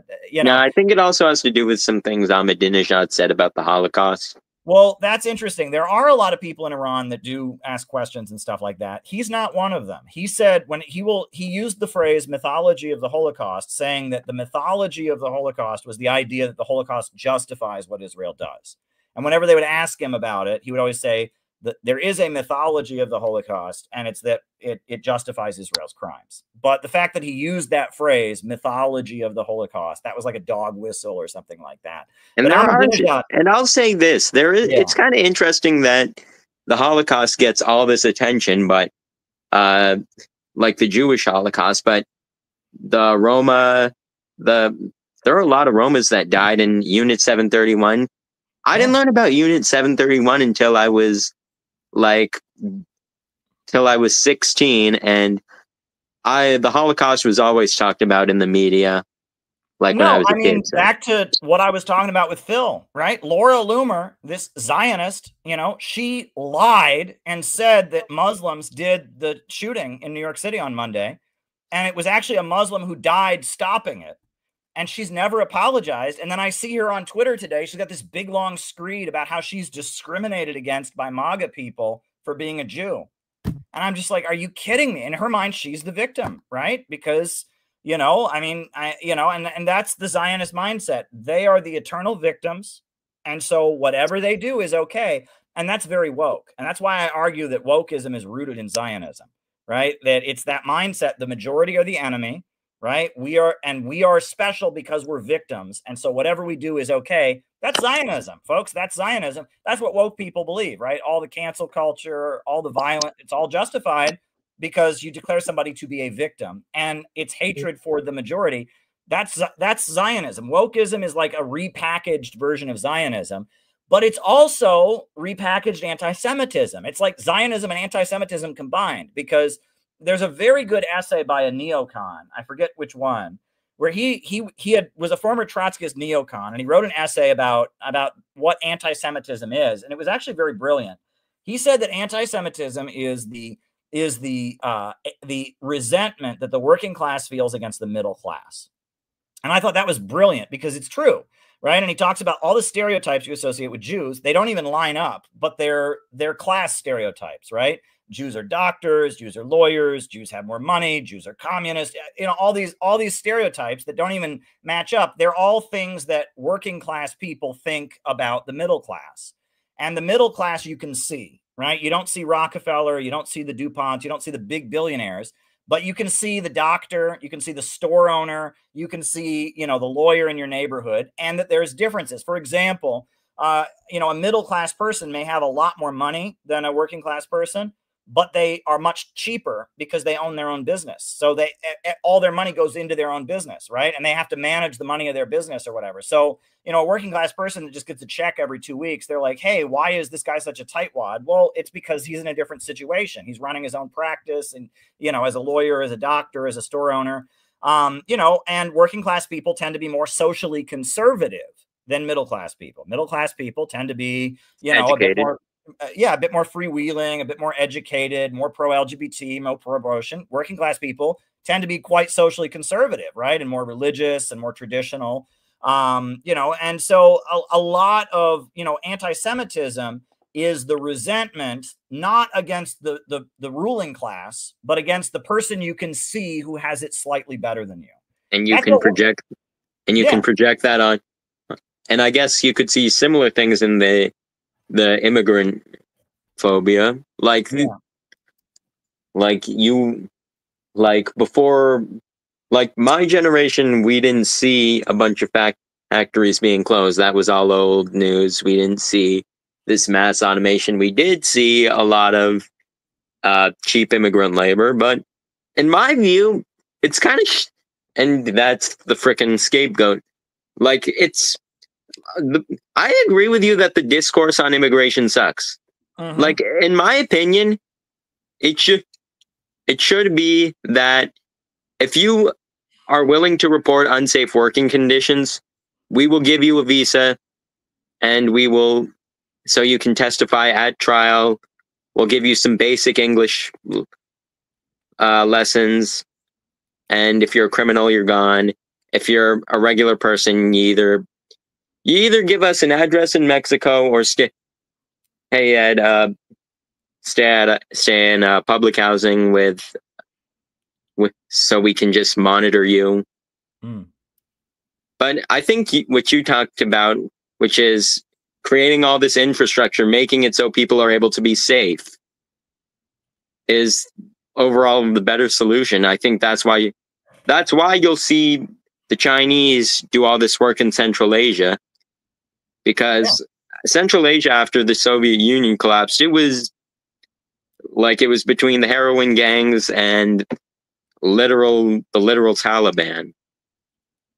Yeah, and that's putting forward a solution. And you'll notice all of these kind of hate ideologies, wokeism, anti-Semitism, the immigrant, they don't give a solution. It's just like, be mad at this group of people. Yeah. And that's that's not an answer. Like, a real answer is, if we want to stop the crisis of mass migration, we need economic development. We need a development corridor through Central America so people don't want to leave. And that's kind of like what you talked about. China is doing that, right? Their Belt and Road. There's a reason they don't have all kinds of immigrants piling into China. That's why they put all the money into Pakistan, especially in the 2010s when they had all those problems with terrorism. Yeah, absolutely. Well, hey, it's great that you joined the show. No one else has decided to come on in. So if there's anything else you want to bring up, the phones are open, folks. This is going pretty well. If anyone wants to jump on, feel free to jump on. But, hey, while we're waiting for somebody else to jump on, you can. One last question. It's about Nicolae Ceausescu. Okay. The leader of Romania. Yeah, it seems like he was close with Mao, but it wasn't on the level of Enver Hoxha. But it's interesting because he's singled out as this uniquely horrible guy. And I think that part of it does have to do with how he died, but it's weird because he also was close with the US at times. Yeah, well, that's the crazy thing. He got Romania into huge debt to American banks in the 80s, right? And it completely devastated Romania's economy. He dissed the Soviet Union, and he got very, very close to America, and it wrecked Romania's economy, and things were very, very bad in Romania in the 80s. I mean, very, very bad economically because of that. And that kind of set the stage for the counter-revolution. But this is the game that the USA played with Poland, and they played it with Romania and with a few other socialist countries. In the 80s, China had already, China and the Soviet Union had broken apart, right? But in like the late 70s, the whole communist world was coming apart. That was Brzezinski's strategy, he called satellite countries and the USSR. It was to create. And it happened in the Middle East too, because Hafez al-Assad, Hafez al-Assad was on our side against Saddam Hussein in 1991, even though they both had the Ba'ath Party in power. Yeah, well, Michel Aflaq, the founder of Baathism, moved to Iraq and sided with Saddam Hussein.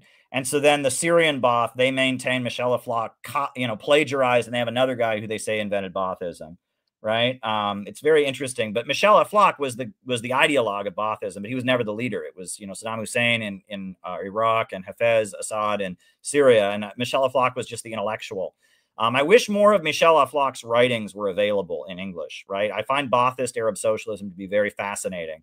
I mean, it's socialism with Arab characteristics, basically. But and it's heavily influenced by Marxism, but it just says we're developing a unique brand for the Arab people, and I think that's particularly interesting. But yeah, Brzezinski, Jimmy Carter sent his brother to become Gaddafi's drinking buddy, right?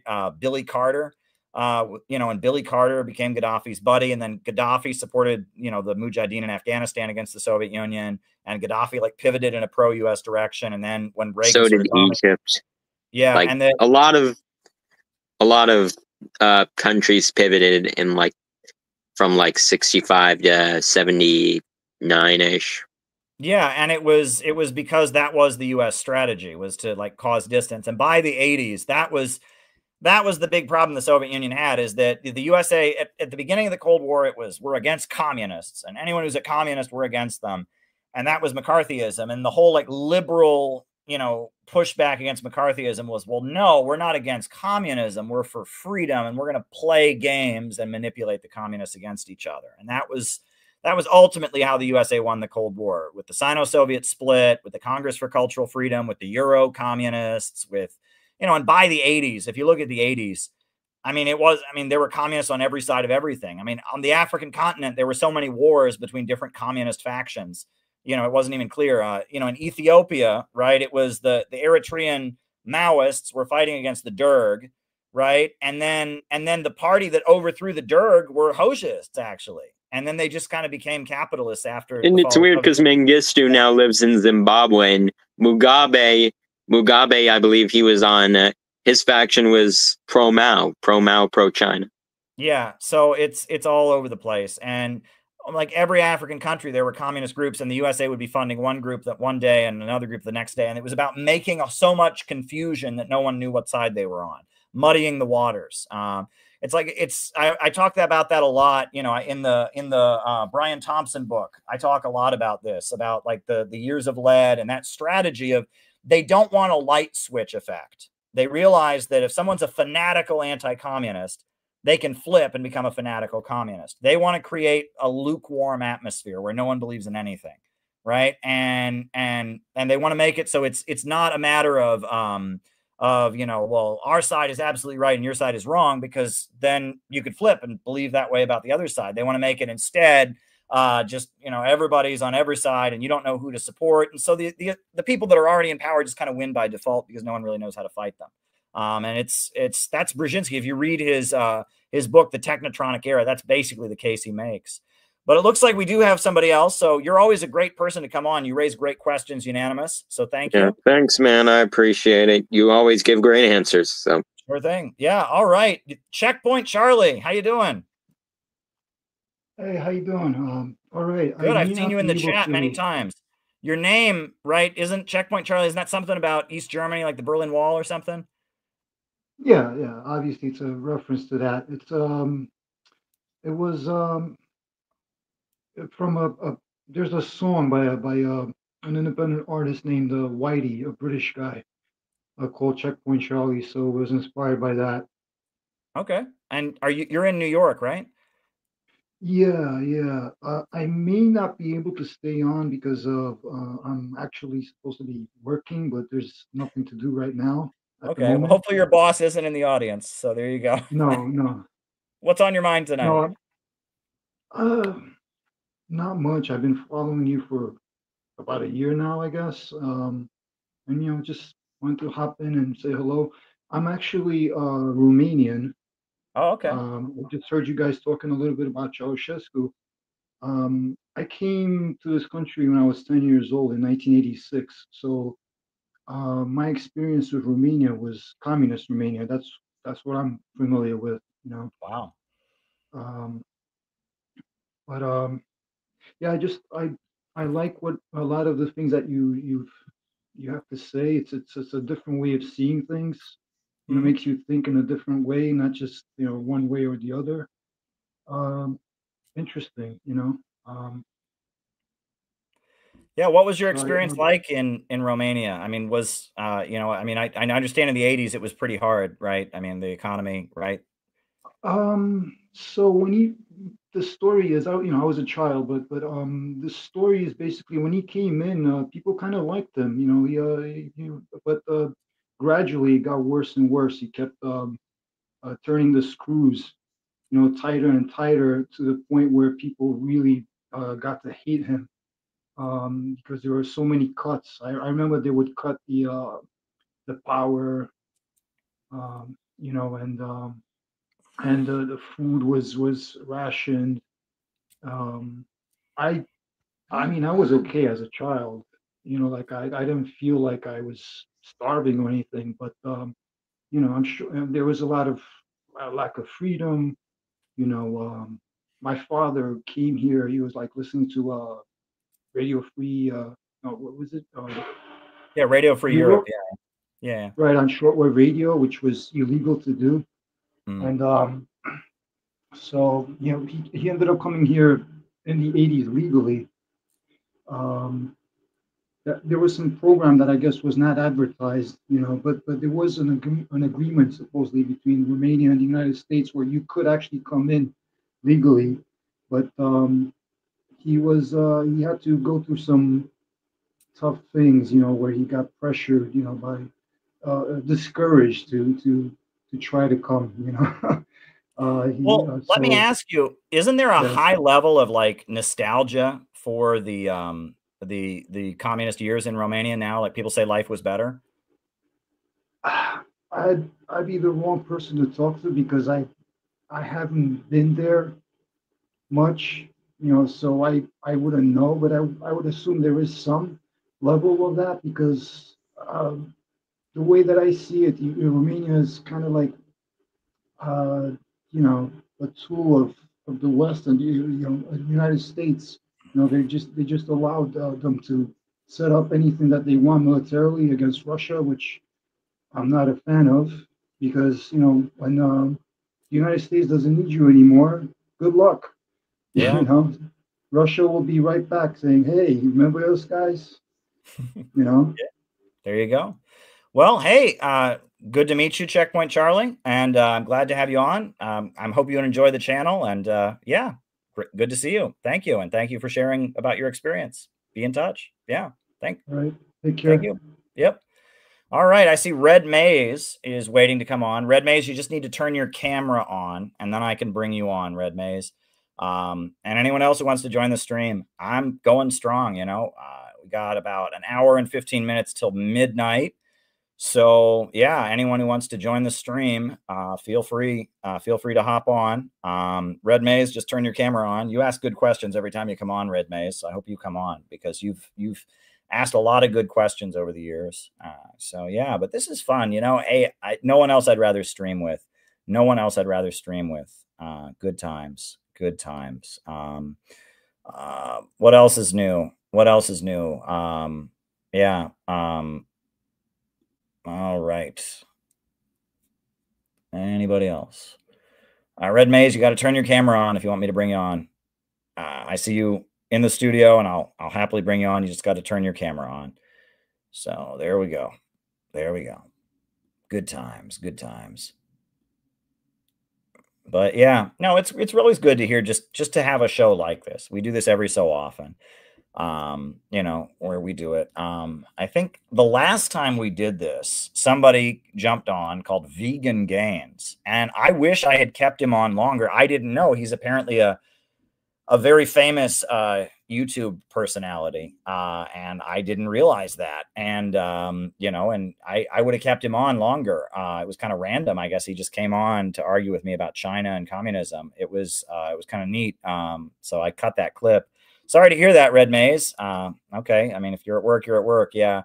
So, but you're welcome. Anyone else is welcome to come on, chat about whatever they want. Open phones, as they say. I'm not in any rush to get any place. And this has been fun. You know, we had Phil talking about his experience as an EMT. Then from there, we had Penny talking about her experiences with the jeans ad and with the Little Mermaid play that she went to today. And then after that we had, was it Unanimous?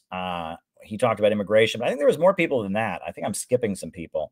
And then we had Checkpoint Charlie, but yeah, you know, open phones. I'll take anybody, you know, we're just here to just chill. Oh, David Fox, he was on, he gave great remarks about Australia and Down Under and everything going on with that and alienation. That was really great to hear from David Fox. David Fox is a great guy. I can't wait to post his speech. He gave a very powerful speech at our convention about Australia and the class struggle history, you know, and they're doing great things out there in Australia. We have a lot of people watching from Australia whenever we do this show, and there's a reason for that, because there is a very serious group of people that are followers of this channel out in Australia. So yeah, that's really great. They do classes with our textbooks and everything. It's really, really great. So that is always good. But yeah, the lines are open. Join the show. Phone lines are open. Phone lines are open. You know, just happy to just chill, answer your questions. You know, that's what we're here for. So yeah, just jump on. Always good to engage. Always good to engage. So yeah.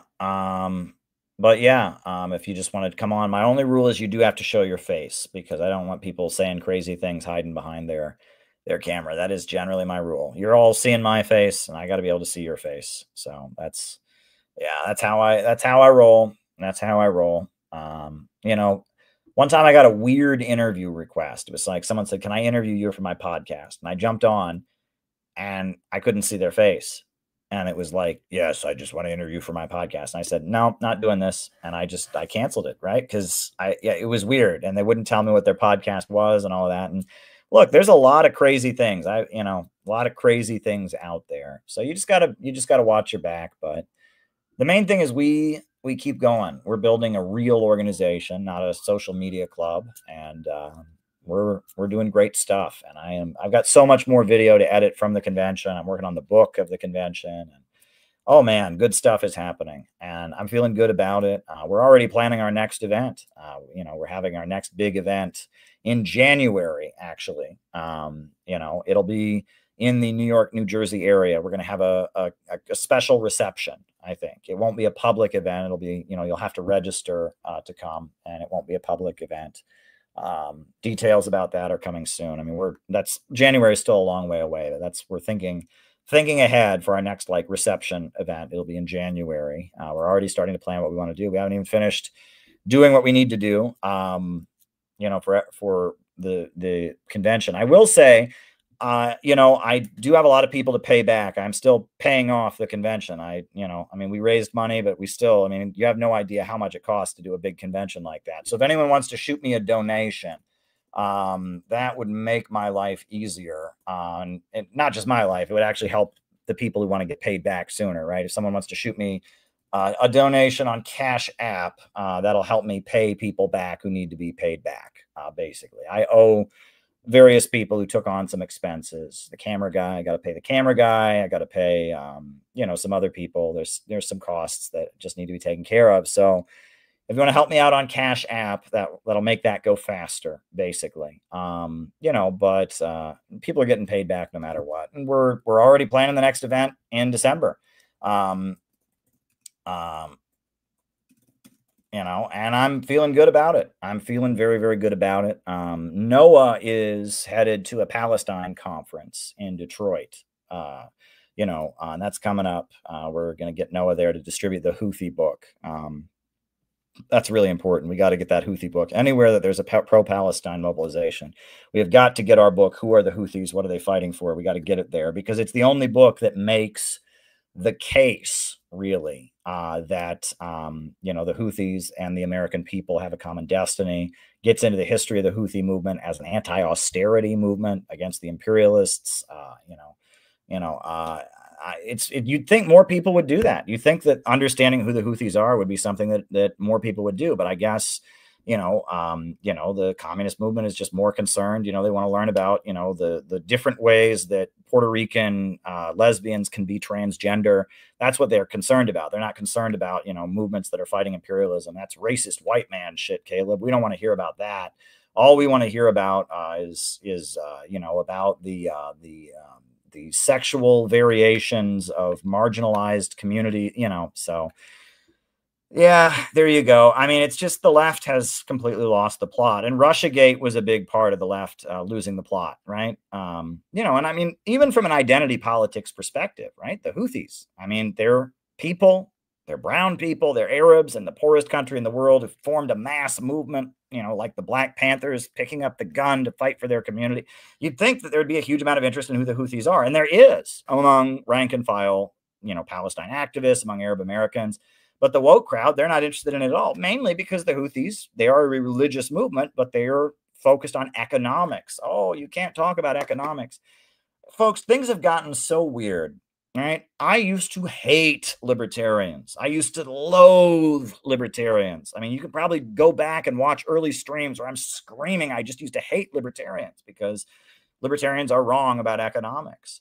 And I was, the main reason I'm a Marxist is because the main reason that I was attracted to communism, the main reason, our innovationist movement exists is we want, a society where the chaos of the market is subdued and human growth and innovation is unleashed. And, I was firmly opposed to libertarian economic ideas. And that's why I was a leftist for so long.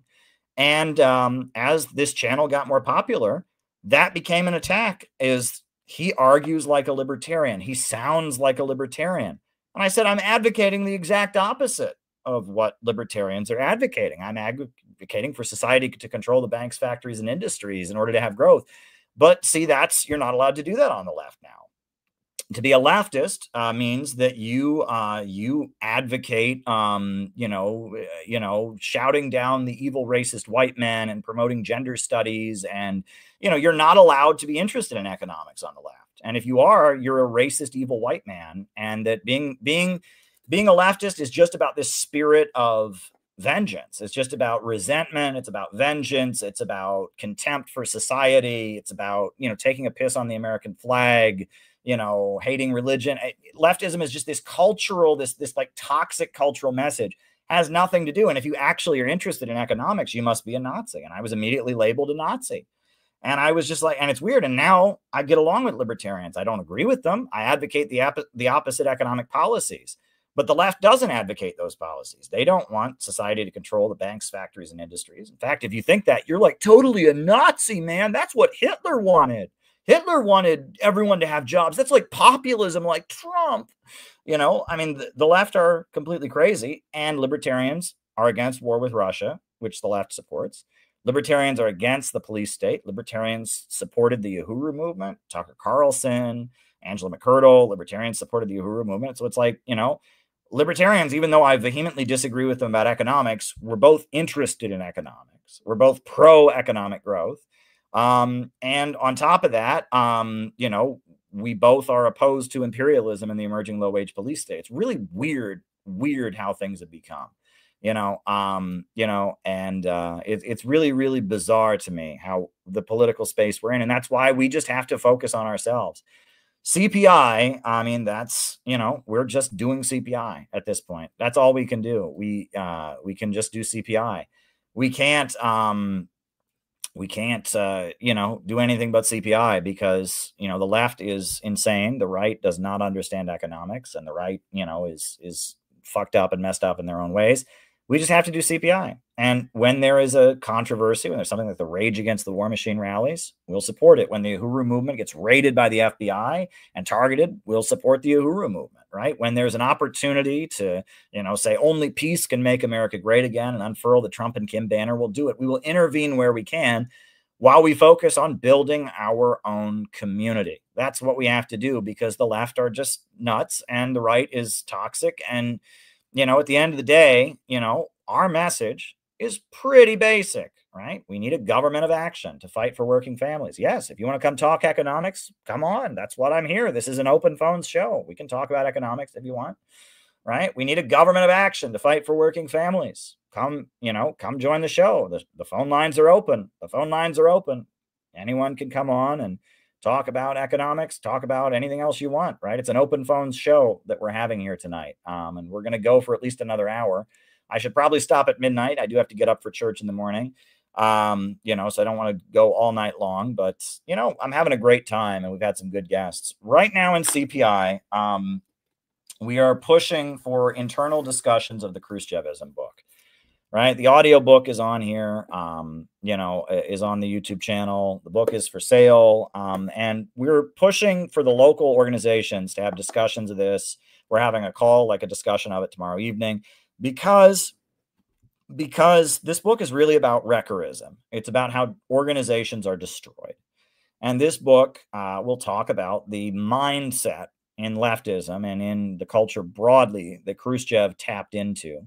That set the stage for the fall of the Soviet Union and that has been used to dismantle anti-imperialist groups in Western countries. And so we're pushing for internal discussion of this book. So if you're a CPI member, if you're CPI affiliated, I would encourage you to sit down with people and read some sections from this book and talk about it. We need to get, if you're going to be in CPI, if you're going to be part of our community, you need to understand what Khrushchevism is, and you need to be prepared to guard yourself against it, because basically you can't have a leftist group in America right now, because Khrushchevism it has destroyed them. And in this book, I talk about the Khrushchevist mindset. It's a cookbook. It's a cookbook. So this book is really important. And we're having an internal campaign to just prep ourselves for anything that might happen. Wreckerism is not okay. And we've got to be prepared, and we have to be prepared to fight against, any internal tendencies we might have toward liberalism. We have to be prepared to hold the organization together, come what may. The party is the most precious thing, right? That's a communist song. Well, we're not a party. We're an organization. But the organization is the most precious thing. We urgently need an organization that can carry out operations. And Khrushchevism dismantles organizations. And there are certain things you have to actively fight against if you're going to maintain an organization. So read my book on Khrushchevism. If you're in CPI, figure out how you can discuss it. Yeah. Phone lines are open. Phone lines are open. Anyone can join. Phone lines are open. Yep, phone lines are open. Join the stream. Join the stream. Phone lines are open. You can hop on. You can hop on. But yeah, we're trying to have an internal push for people to really, really absorb the content of this book and come to understand it, because we have to hold our organization together. We have to hold it together. And Khrushchevism is the main mechanism through which it happens. I saw that Tucker Carlson and Nick Fuentes are feuding with each other. And I got to tell you, I'm not thrilled about them feuding with each other, because I just, I think that's how these social media personalities, they fight. But that said, Tucker Carlson is obviously better. Tucker Carlson supported Uhuru. Tucker Carlson has, interviewed the Russian president. Tucker Carlson, heads over, Nick Fuentes. Nick Fuentes is toxic, right? He's an insult comedian. He's slimy, and it's all just, it's cynical, and it's insult, and it's toxic. And, the right is the right, and I'm not on the right, but, he is there. Tucker Carlson is pushing the right to be better in a number of ways, not every way, but in some ways. Nick Fuentes is pushing the right to be worse. I mean, when the fact that Nick Fuentes can't get along with Marjorie Taylor Greene, there is nobody in the Congress other than Thomas Massie who is more anti-Israel and more, pro-working families, was against the bombing Iran than Marjorie Taylor Greene. And he goes after Marjorie Taylor Greene. The argument against her is that he calls her fat. He calls her Large Marge. And he gets into her personal life. She had an affair or some shit. I don't give a shit. Right. And that's how slimy Nick Fuentes is. And he's on there. I do not like Nick Fuentes. But anyway, I do like Carter. So how you doing, Carter? Turn your webcam on. Doing well, Caleb. I'm currently in Mexico. So if there's any cutoffs, understand that. I just wanted to say it's good to see you, and I hope you're doing well. Yeah, I'm doing great. We're having a great show here tonight. We just had the good convention. I'm editing all kinds of video from the convention that still needs to be edited. David Fox talk, Jeff Young's talk, so much. Keith Preston gave a great talk. He's with attackthesystem.com, and Gavin, and then we got there's a whole lot of video from the follow-up. Like the next day we did a long Q&A session, and there's some other events. I don't want to give anything away. There's some other events. I mean, we have a lot of video to edit. Good. So yeah, it's going to be great. And then January 11th in the New York, New Jersey area is going to be the next event. We haven't announced it yet. We haven't decided it. We did pick that date. That appears to be the date that's going to work. It won't be a huge event. It'll be kind of a little reception that we're going to do. And then we will be announcing the next year's convention probably in January. We'll announce the dates for it. We want to decide the dates sooner than later just to let everybody know, but we'll announce it officially at the January 11th event. We'll have, an official announcement. So exciting things in the works. But yeah, so what brings you to Mexico? My girlfriend lives here, so we're just visiting her family right now. She lives right on the border, so it's very hot. I'm not used to this. I'm like you. I'm used to the Midwest weather. I guess now you're used to New York, but I'm used to like 90 at like the absolute hottest at like one day a year you'll get 90. Most days in summer it's like maybe 81, 78. So 115, I'm like burning. I'm dying. Very good. And it's all dry heat too, so it's not wet heat, which I'm more used to since I've been to like the southern U.S. where it's like Florida and Louisiana, a little bit colder and also wet heat, which is nicer. But dry heat is like a desert. It's awful. I wanted to ask you something, Caleb. A few days ago, you did what was it? I'm waiting for my man. Analysis. What prompted that? Did you just hear that on your Spotify and you're like, oh my God, I can finally explain the New York references of the song? Like, what prompted that? Well, that song has been like one of my favorite songs for years. Okay. I first heard it like when I was 12 years old and I had no idea what it was about. And I heard it totally randomly because I got a cassette tape from the library. And it's just one of those songs that has just stuck with me all these years. And so it came up. Somehow I started listening to it again. And I thought, this is something to talk about on the streams. You know what I mean? Right. And now that I live in New York, and it's taken on different meaning for me. I've lived in New York City. Obviously, when I was 12, I had no idea what it was about. I've lived in New York City. Plus, my hometown has had a huge opioid issue. And I know a lot of people now in my life who have struggled with opioid addiction. It has like taken on a whole new level of meaning. When I heard it, I literally just thought, this sounds kind of cool. Right. And my mother walks in and she's like, this is about drugs. And I'm like, it's about drugs. Like, he's just waiting for his man. Right. Yeah. I didn't get the reference at all. So it's one of those things that just stuck with me. Some songs I hear once and I'm like, whatever. But that song has been a song I really liked for years. So that's what made me want to talk about it. So. Right. I think you did a good recap. You should maybe dive more into what would it be, like pop culture that mentions kind of 60s radicalism, 70s radicalism in New York City more broadly. You would do well with that because you were able to just break it down so effectively.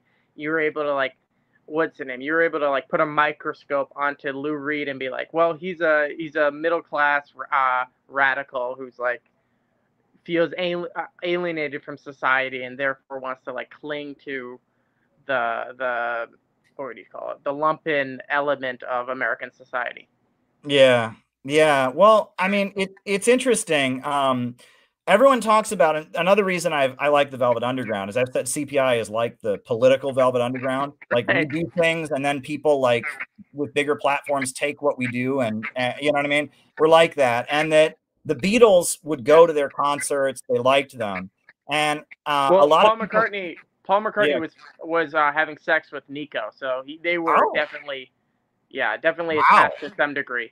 And I remember reading something about Lou Reed kind of resenting that it was like he resented that. But yeah, I mean they were kind of interlocked in some ways. I didn't know that. Then they were definitely an influence. And the song "Happiness Is a Warm Gun," right? That's apparently like the song "Heroin," which is also on that album. Right, I've heard. Right. Is like this song that like speeds up and slows down. And it's about a guy using heroin, but he's also like, it's about the joy of the drug, but he also is like, I'm a fucked up addict and I'm like, I hate myself. That's basically the thrust of the song. It's a very depressing, sad song, but it's also like that people say that "Happiness Is a Warm Gun" is apparently also about using heroin. Right. And it like starts out, I need a fix and you know what I mean? And all this. And then it like gets into this like joyous place or whatever, and that people have seen a parallel between those two songs. Right. Do you see that? Yeah, I see it. I think Lennon, who wrote the song, John Lennon, that's his song, "Happiness Is a Warm Gun." I feel like he kind of wanted to be Lou Reed to some extent, and he also resented Lou Reed because he wasn't him, and kind of resented. Lennon always had this edge to him where he resented kind of middle class radicalism, and he always saw himself as a working class hero. He was working class. He wasn't kind of a middle class liberal. He he wore his emotions on his shoulder, as they say. He wasn't like this artistic guy, but in the same way he was. So he's like, Lennon is very he's two dual edges. So it's like you can really, if you examine Lou Reed and John Lennon, they have a lot in common, but also both very close to David Bowie. David Bowie was close friends with Lou Reed, and David Bowie looked up to Lennon, and Lennon was kind of his hero, and they collaborated in the 70s. Have you heard John Lennon? It's one of his less popular albums. It's the really political album. It's called "Sometime in New York City." Have you ever heard that album? Yeah, I've listened to it. What do you think of it? It's a hard listen, but a lot of it's the most interesting edge of kind of the new left in a political way. It's probably not his. It's probably, I wouldn't say his worst album from his solo career, but it's one of them. There's a few good songs. There's the opening track, New York City, is pretty good. I also you should do an analysis on that song. A lot of New York references and also a lot of new left references. Also, John Sinclair is pretty good, and then "Woman is the N-Word of the World."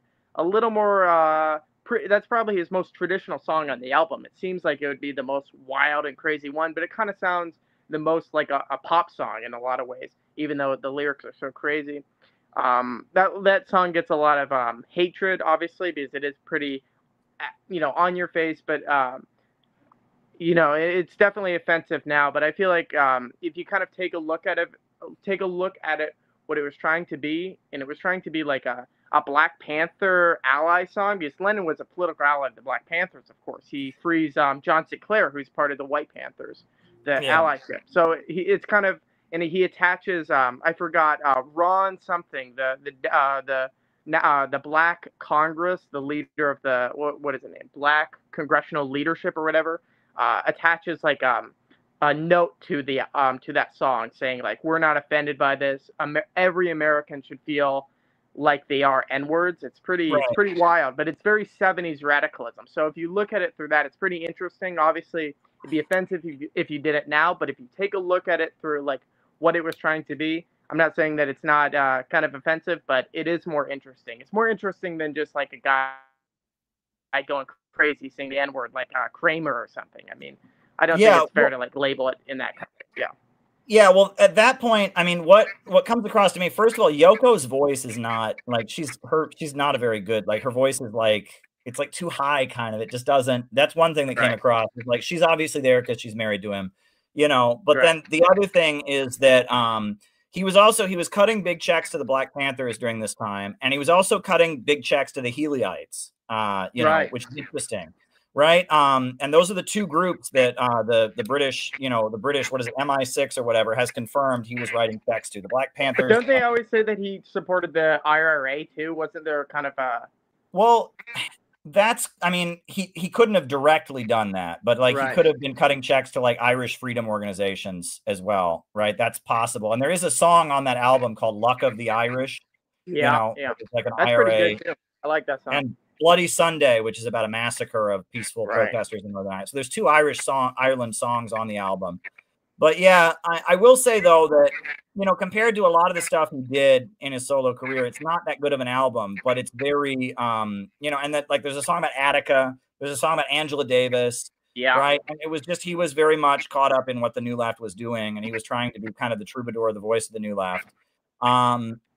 And then he made a deal, like the Nixon administration was going to deport him. And so the deal was he wouldn't perform at the protests against the Republican convention in 1972. In Miami, And so when he canceled to appear there, that was like what he got his papers, his citizenship or whatever, or his green card or whatever.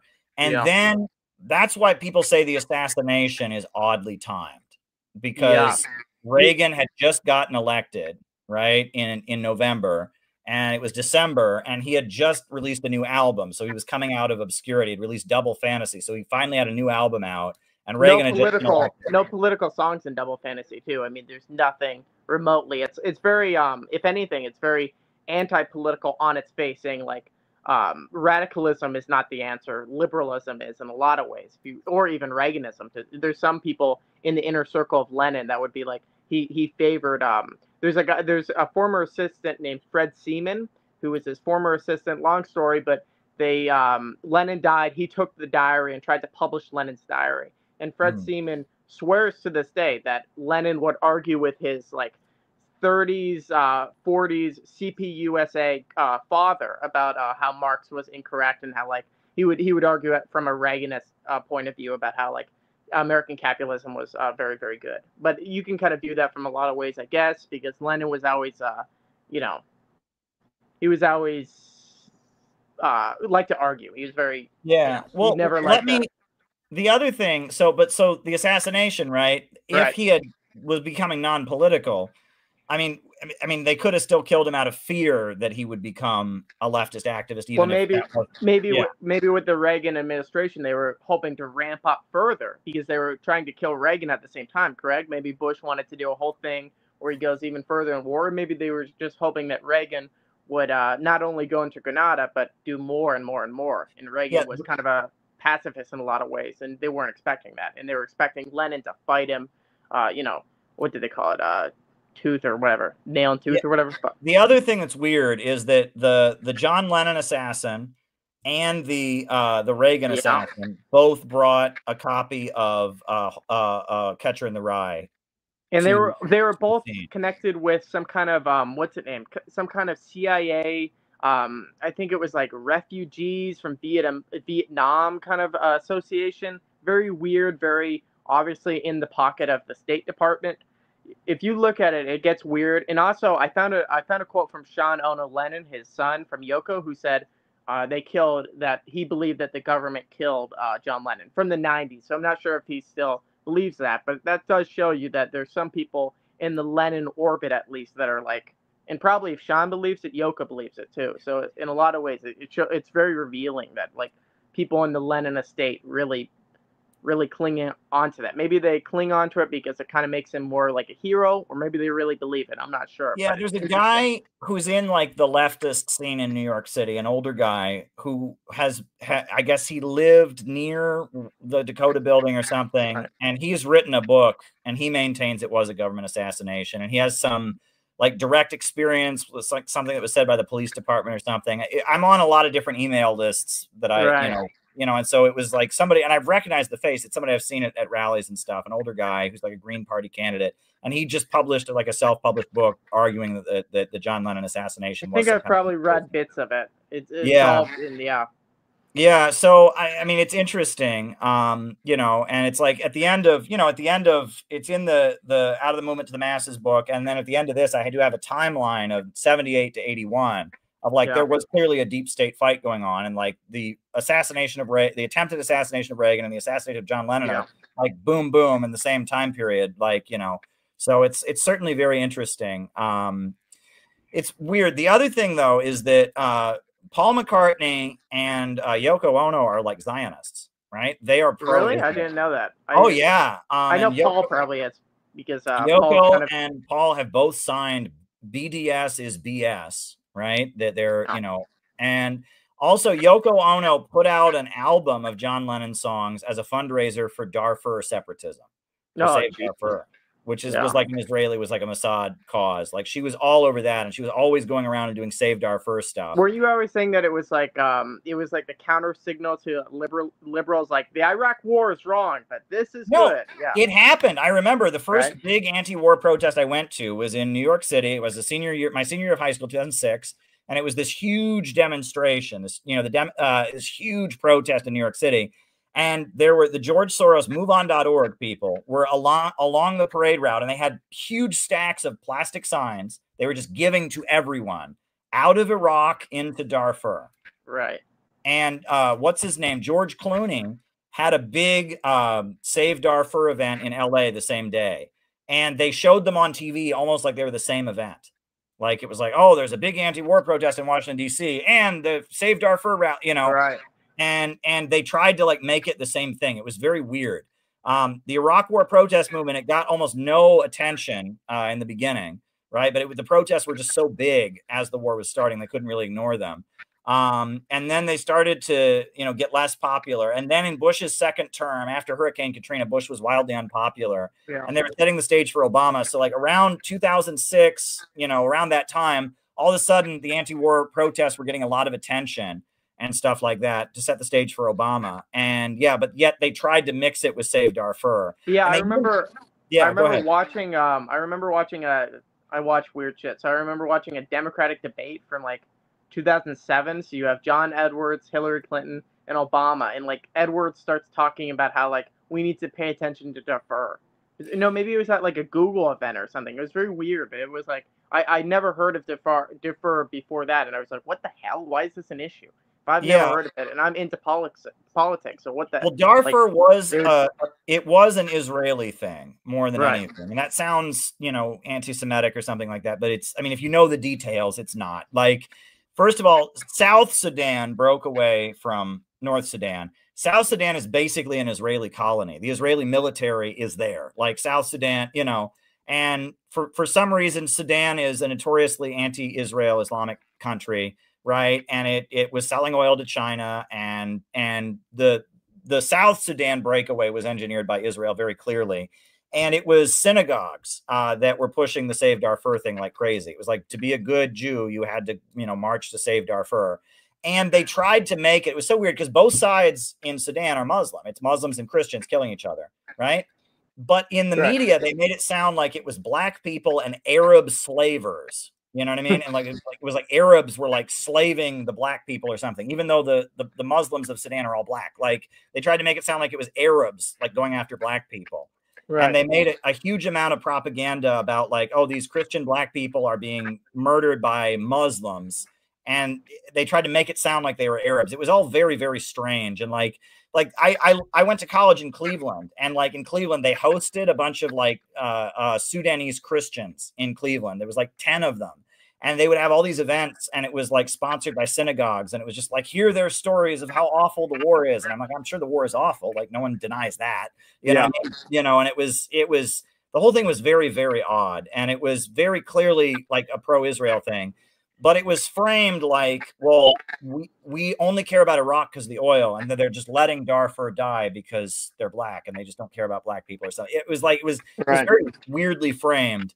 The other thing, though, is during those years, I actually supported John Edwards. Believe it or not. I would too. Looking back, if I'm like a progressive Democrat, which in some ways back in the day I was. So I always looked at Obama, and Obama was a false prophet compared to Edwards. Edwards was endorsed by what's his name? Ralph Nader. I mean, Ralph Nader endorsed the guy. He was always I remember Bill O'Reilly attacked him. You might like this one. He called him Huey Long with a New York haircut or something like that. And and Glenn Beck liked him. Glenn Beck said on TV, he said, why doesn't he just put a Soviet star on his head and join Workers' World Party? I mean, he was running a class struggle campaign. Yeah.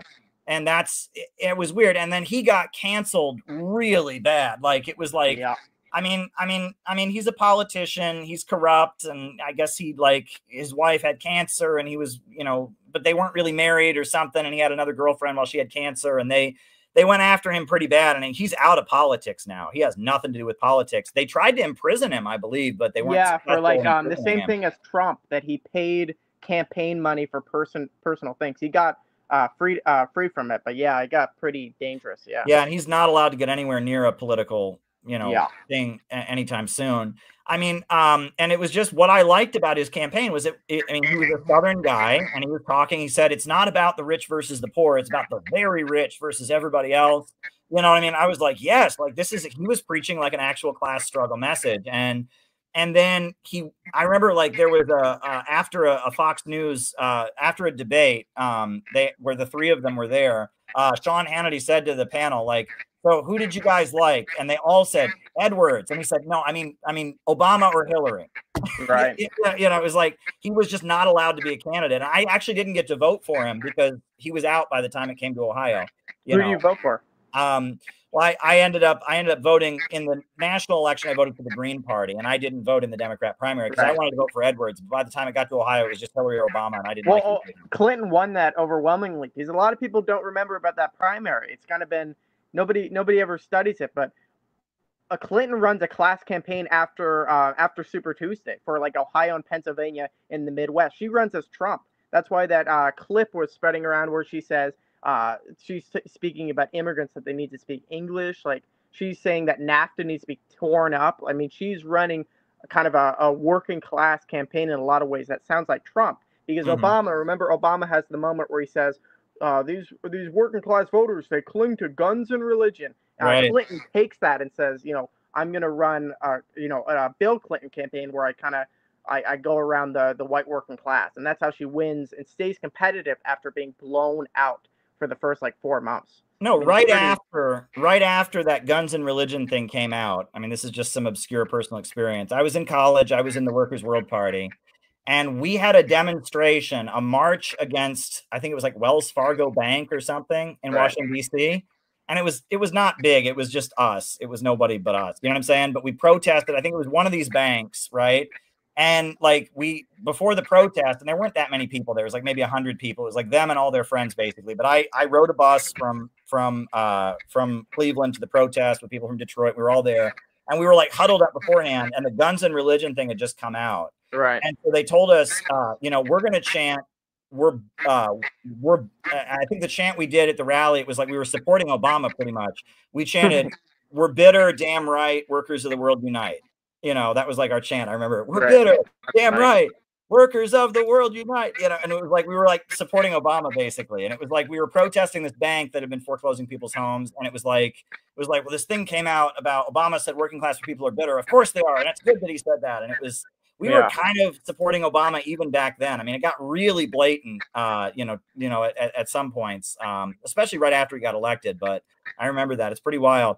Well, Carter, it's always good to talk to you. You always have a lot of good insights into history and all of that. I hope you have a great trip to Mexico, and I hope that I see you in the coming months. Sometime we run into each other at a meetup or something. We're going to do another Minneapolis workshop, between I'll be in Minneapolis. That's easy. So, yeah, that's only an hour. All right. Very good.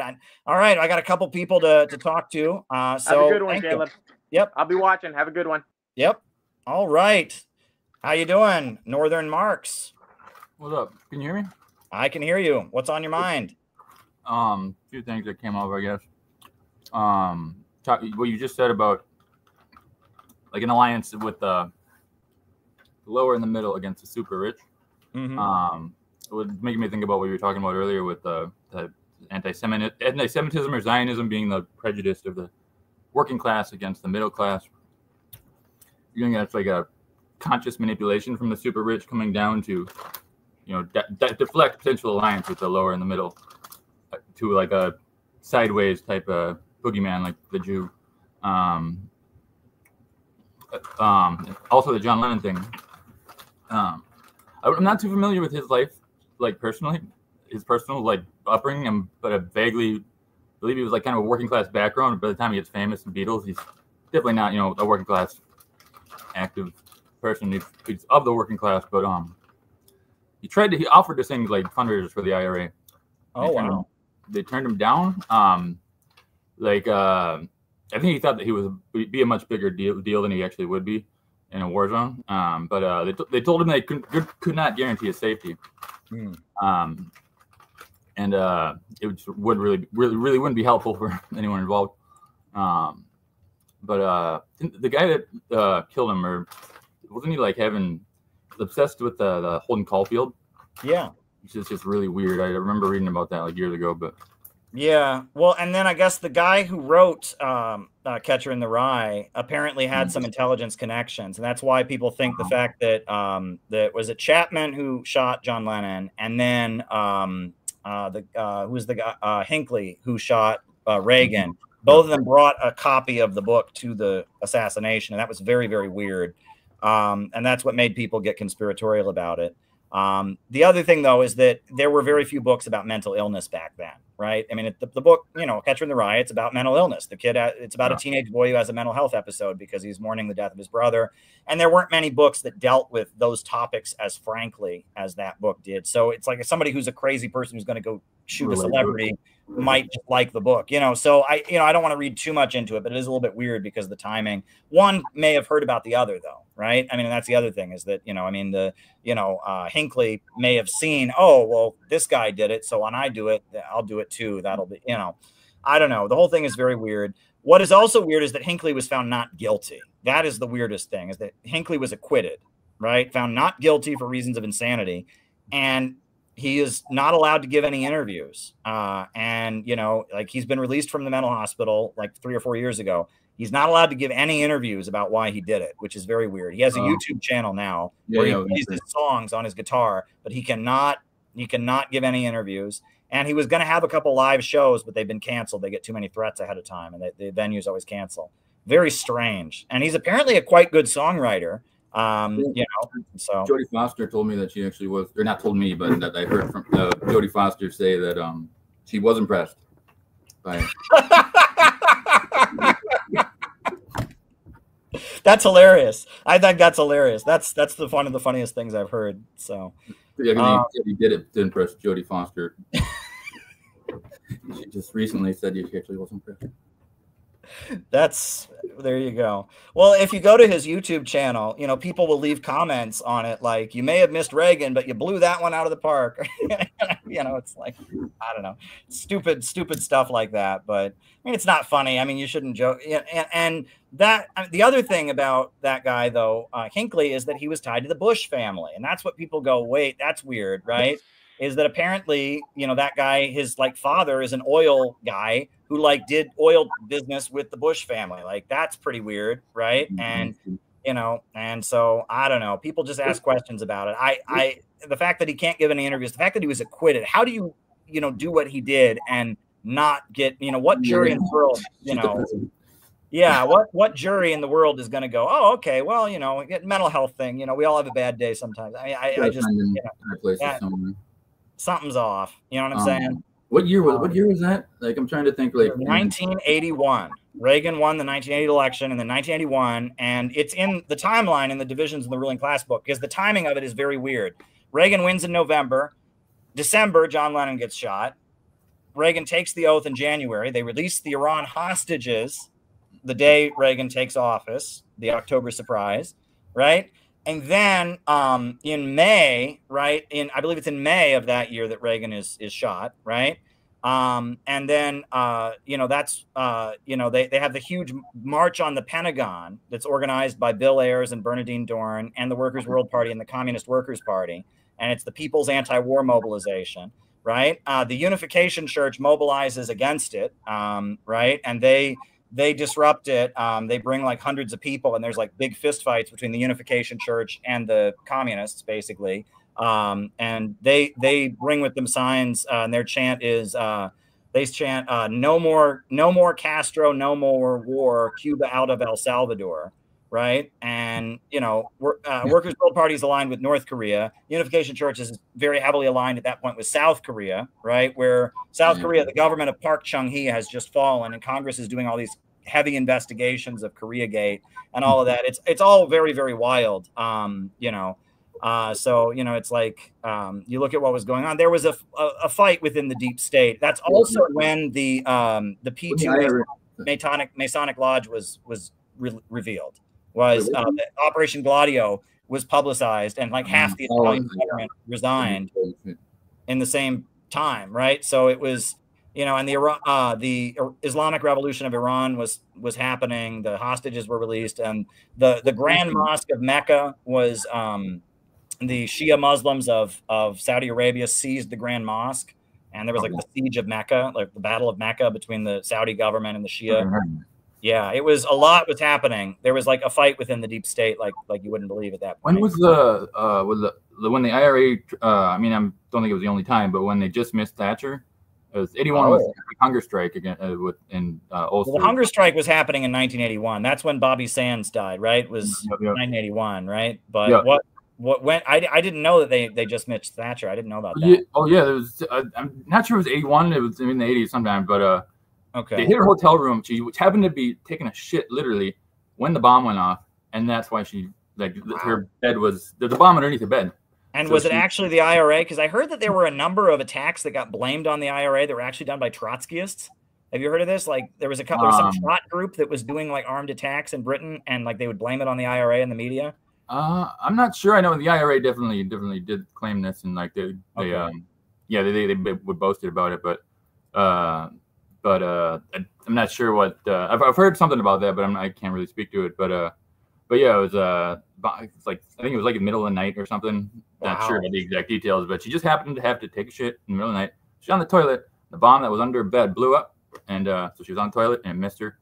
And well, the funniest IRA story I ever heard was from, you know, when I worked at the UN, there was a guy who was a UN correspondent for an Italian newspaper, and he had worked at the Parliament in Britain, right? And one day, an Irish, you know, Republican came to the parliament and started disrupting, and he took a bag of his own feces and threw them into the parliament, right? And so he was, you know, he was arrested, obviously, and he got access. This reporter who worked with me got access to the guy, right? And he said, you know, the guy, it was his own feces. The guy had like shit in a bag and thrown it, right?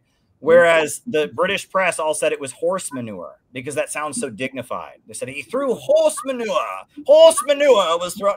That sounds so. I just think that's funny. So the British press all said the man threw horse manure. It was not horse manure. They just made that up to make it sound less gross. Yeah, I just thought that was wild. Proper. Yeah. They threw some horse manure into our parliament. Oh boy, well that's a shame. I hope they clean it up. You know, so it is in the tradition. I mean, not the British part, but the guy throwing the shit all over the parliament. There was I can't remember who it was. One of the early Irish parliament like for home rule, like before 1960 and all that, said we're not going to get the British out of Ireland by going into the parliament and being gentlemen and acting like British. We're going to go in there by annoying them. The origin of the filibuster is from this tradition too. We were going to free Ireland because they want to get us out of their face. So just to make a mockery of their system and just annoy them to the point, troll pretty much. Yeah, war of attrition, right? Well, Yeah, very yeah. good. Well, cheers to you. I'm sure we will talk once again. Always good to hear from you. And yeah, there's somebody else right behind you. John, how you doing? Oh, hi, Caleb. It's great to talk to you. Great. What's your name? You're John? Yeah, my name's John, and I actually haven't been listening to you for that long.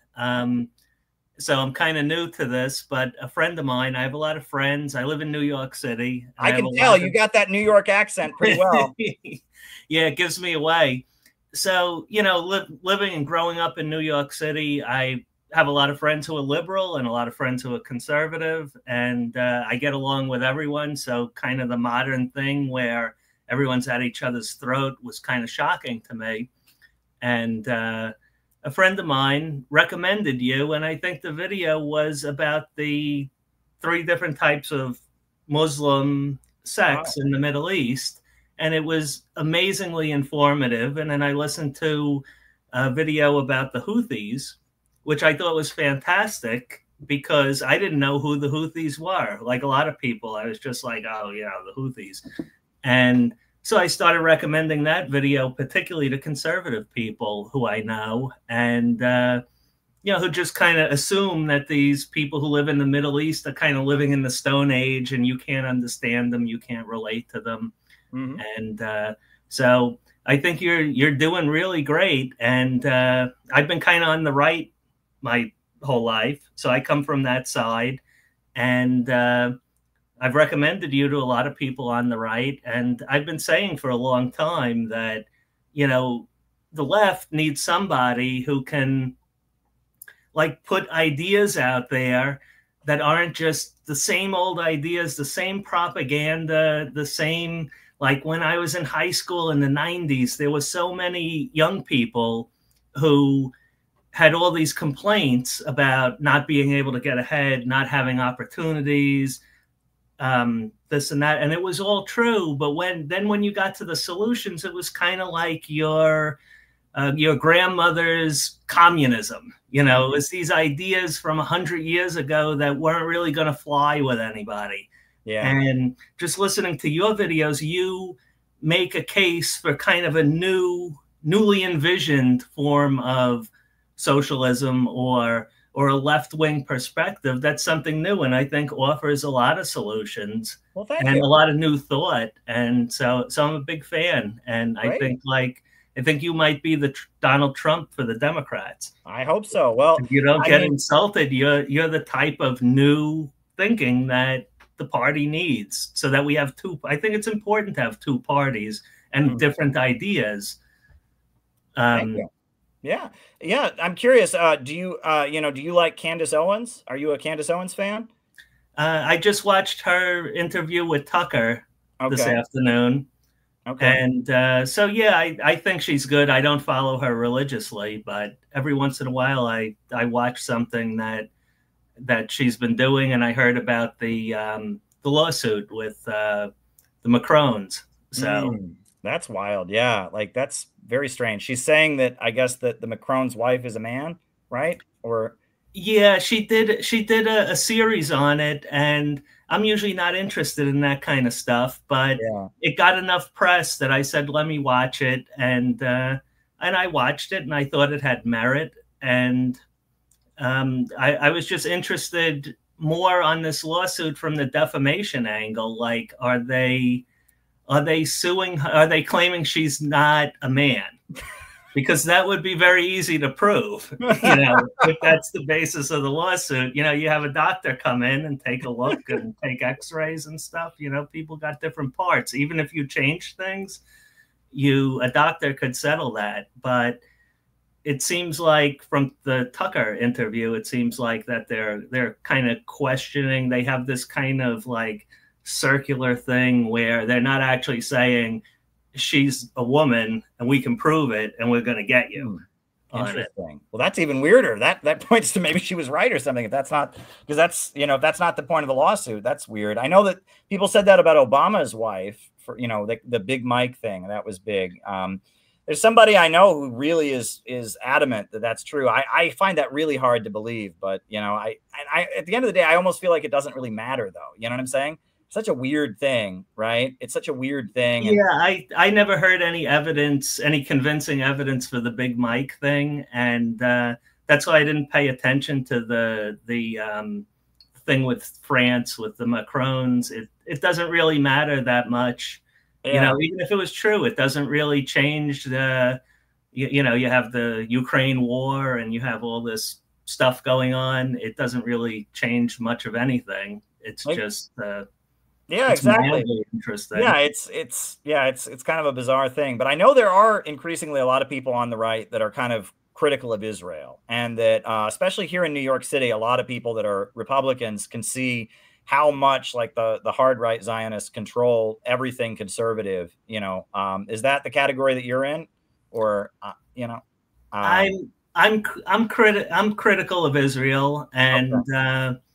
I mean, there's always been an element of people on the right who are kind of like, why does all our money go to Israel?